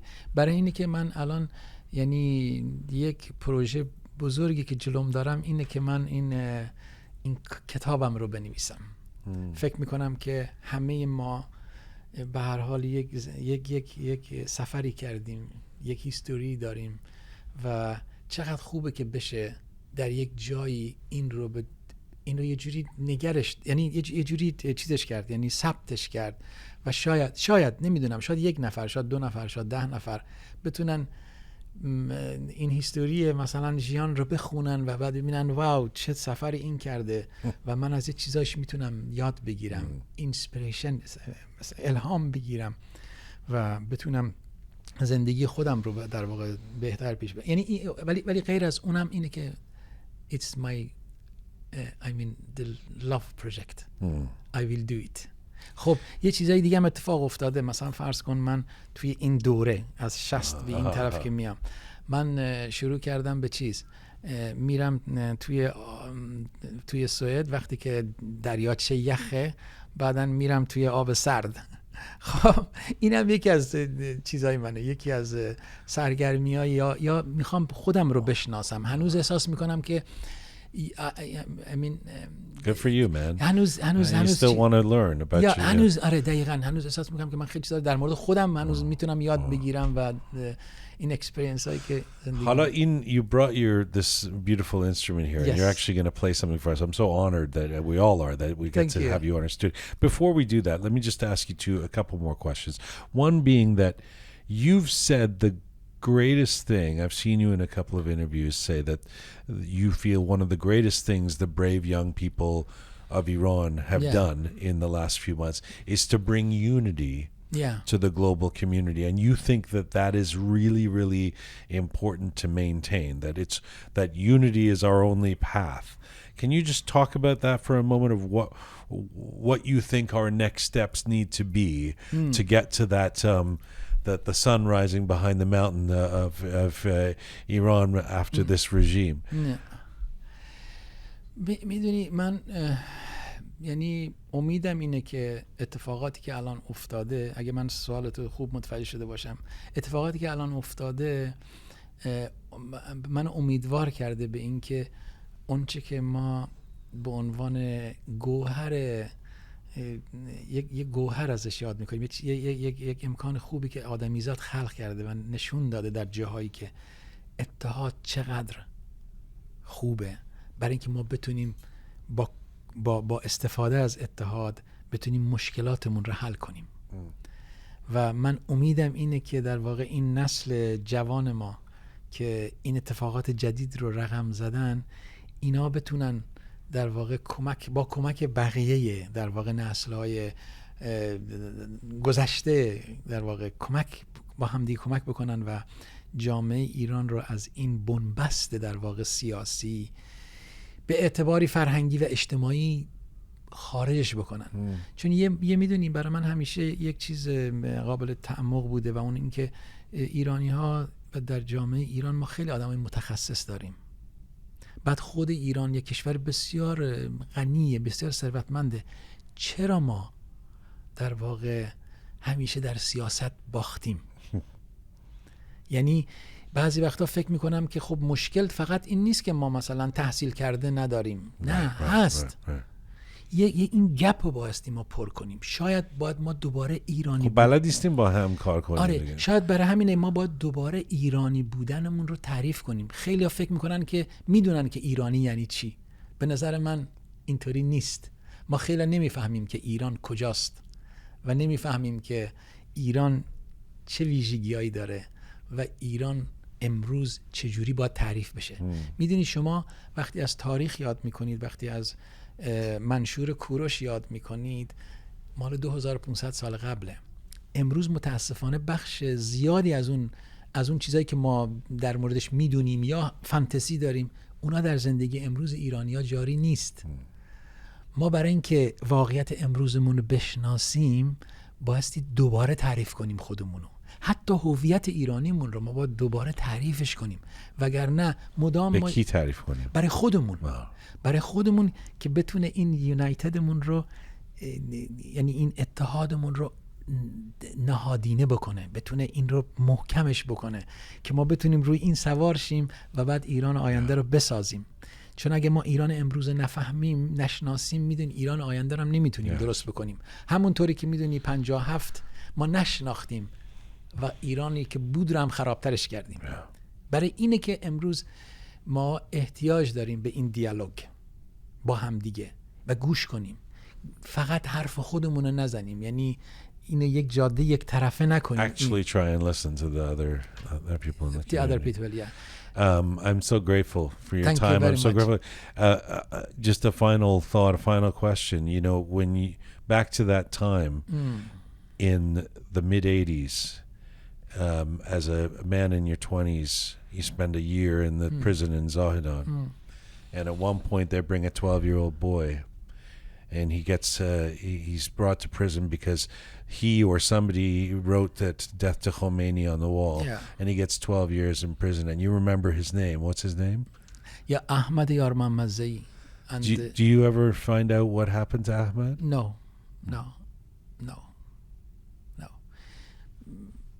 No, I couldn't find. Maybe something. maybe he's somewhere in Zahedan now. Maybe he's. I hope that he hear us. Yeah. Because for me, میدونی وقتی من اون رو دیدم و تجربه اون رو احساس کردم، واو چقدر ما هنوز کار داریم برای اینکه بفهمیم که یه بچه رو نباید زندان کرد. این بچه اجازه باید داشته باشه که آرزو بکنه، اجازه داشته باشه که اشتباه بکنه، حتی اگر که بگیم حتی که اشتباه هم کرده باشه باید اجازه داشته باشه اشتباه بکنه. این باید اشتباه بکنه برای اینکه یاد بگیره که بعداً درست رفتار بکنه. دقیقاً. Merci. زنده باشید. سپاس. What are you going to play for us? Yeah, I you know when you ask a Baluch, just I mean without some plan, play something. They What often, does a Baluch say? Yeah, they often play in some song in the scale. Its name is Panchguri, and I know it's touch their heart very, very strong. Okay. And when we talked now, I feel I will play some folk song in Panchguri scale. Do you have a name for the song? Yeah, his name is Madok. Madok. Yeah, is the love song. Okay. Yeah. I look forward to it. Thank you. Let's go. You go ahead and get ready here. Rostam Mirlashari playing the song Madok. Yes. In the Roqe Studio. Yeah. Thank you.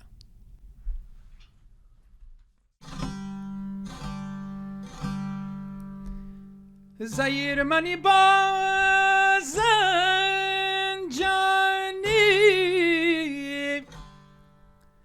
زیر منی بازن جانی، من گوبل پرتایی واستا، تو دور من دور بارک بل بیا گمازور،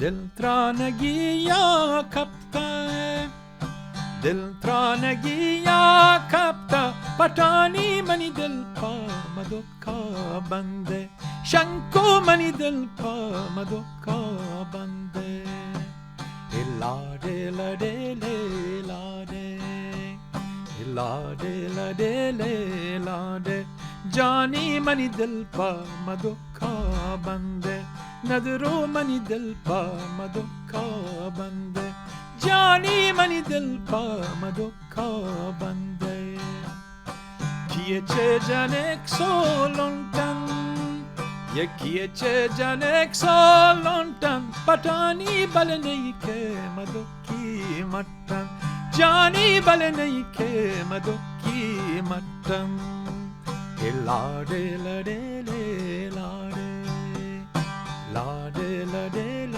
لاده، جانی منی دل پا مدوکا بنده، شنکو منی دل پا مدوکا بنده، ندرو منی دل پا مدوکا بنده، هر کا مدوکا بیاری، هر کا مدوکا بیاری، پتانی منی تکی دایام به جاری، جانی من تکی دایام به جاری، لاده لاده لاده لاده لاده لاده، جانی منی دل پا مدوکا بنده ندرو منی دل پا مدوکا بنده ندرو منی دل پا مدوکا بنده. Nicely done. Wow. Madok live in the Roqe Studio. That was fantastic. ببین دلم It's hypnotic. I was going into hypnosis there. Yeah, You I were- know.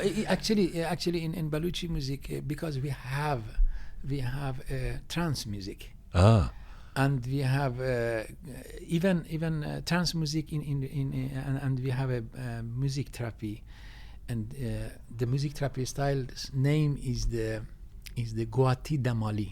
Guat is coming from the word bad, is the like wind. And Damali is coming from dam, نفس کشیدن، یعنی باد و نفس، و اینه که در واقع ترانس موزیک این خیلی مهمه تو زندگی بلوچا، یعنی اونو اجراش میکنن. من یه چیز دیگه هم دلم خواست اینجا برای شما بخونم، بعد به عنوان هدیه بگذارمش پیش شما، بعد دیگه هر کار خواستید باش بکنید. بلبلی نالان گشان و زیبا من تی گنا چی کتاه بلبلی نالان گشان و زیبا من تی گنا چی کتاه دوشی شب پاسا دلبر چدا گسته دوشی شب پاسا او دلبر چدا گسته همه دلوا جانی دلوا ندرو دلوا منی زورتا و زیبا من تی گنا چی کتا بلبلی نالان گوشان و زیبا من تی گنا چی کتا بلبلی نالان گوشان و زیبا من تی گنا چی کتا دابی منی حالا کشتا کسان سالا یه داوی جانی داوی ندرو داوی منی حالا او کشتا کسان سالا همه خوبسور جانی خوبسور ندرو خوبصورتی مارنگ و زیبا من تی گنا چی کتا مهرنگ جانی مهرنگ ندرو مهرنگ مدام نندی او زلپان و تیرندی موجی جانی موجی ندرو موجی دلا سندی و زیبا من تی گنا چی کتا ات کی شبینی ما نشتی منی دیما من کبتا جانی من کبتا ندرو من کبتا تی دیما و زیبا من تی گنا چی کتا بلبلی نالان گوشان و زیبا من تی گنا چی کتا بلبلی نالان گوشان و زیبا من تی گنا چی کتا. Awesome. The Prince of Baluchi music. Thank you so much. What a treat. Rostam Mirlashari live in the Roqe Studio. Merci, Azam. Thank you again. Thank you. All right. That is it for this edition of Roqe. Thank you so much for listening. This is full time for Roqe for today. Remember, for all things Roqe related, including our video content, videos of what you hear on this show, our other programming, our episodes of the uprising over the last 6 months, all of it can be found at our website, roqemedia.com. We actually have a database of all the guests that have ever been on our show too. You can access there, roqemedia.com, where you can also support us by pressing the support us button. Thanks to the amazing team who put this show together: Savvy Roham, talented Anihita, Super Parisa, Smart Pegah, Ahai Meritading. And thank you to all of you out there for supporting us and sharing our content. Please subscribe if you haven't done so already. You can find me on Instagram at Jian Ghomeshi. Mizun Bashin.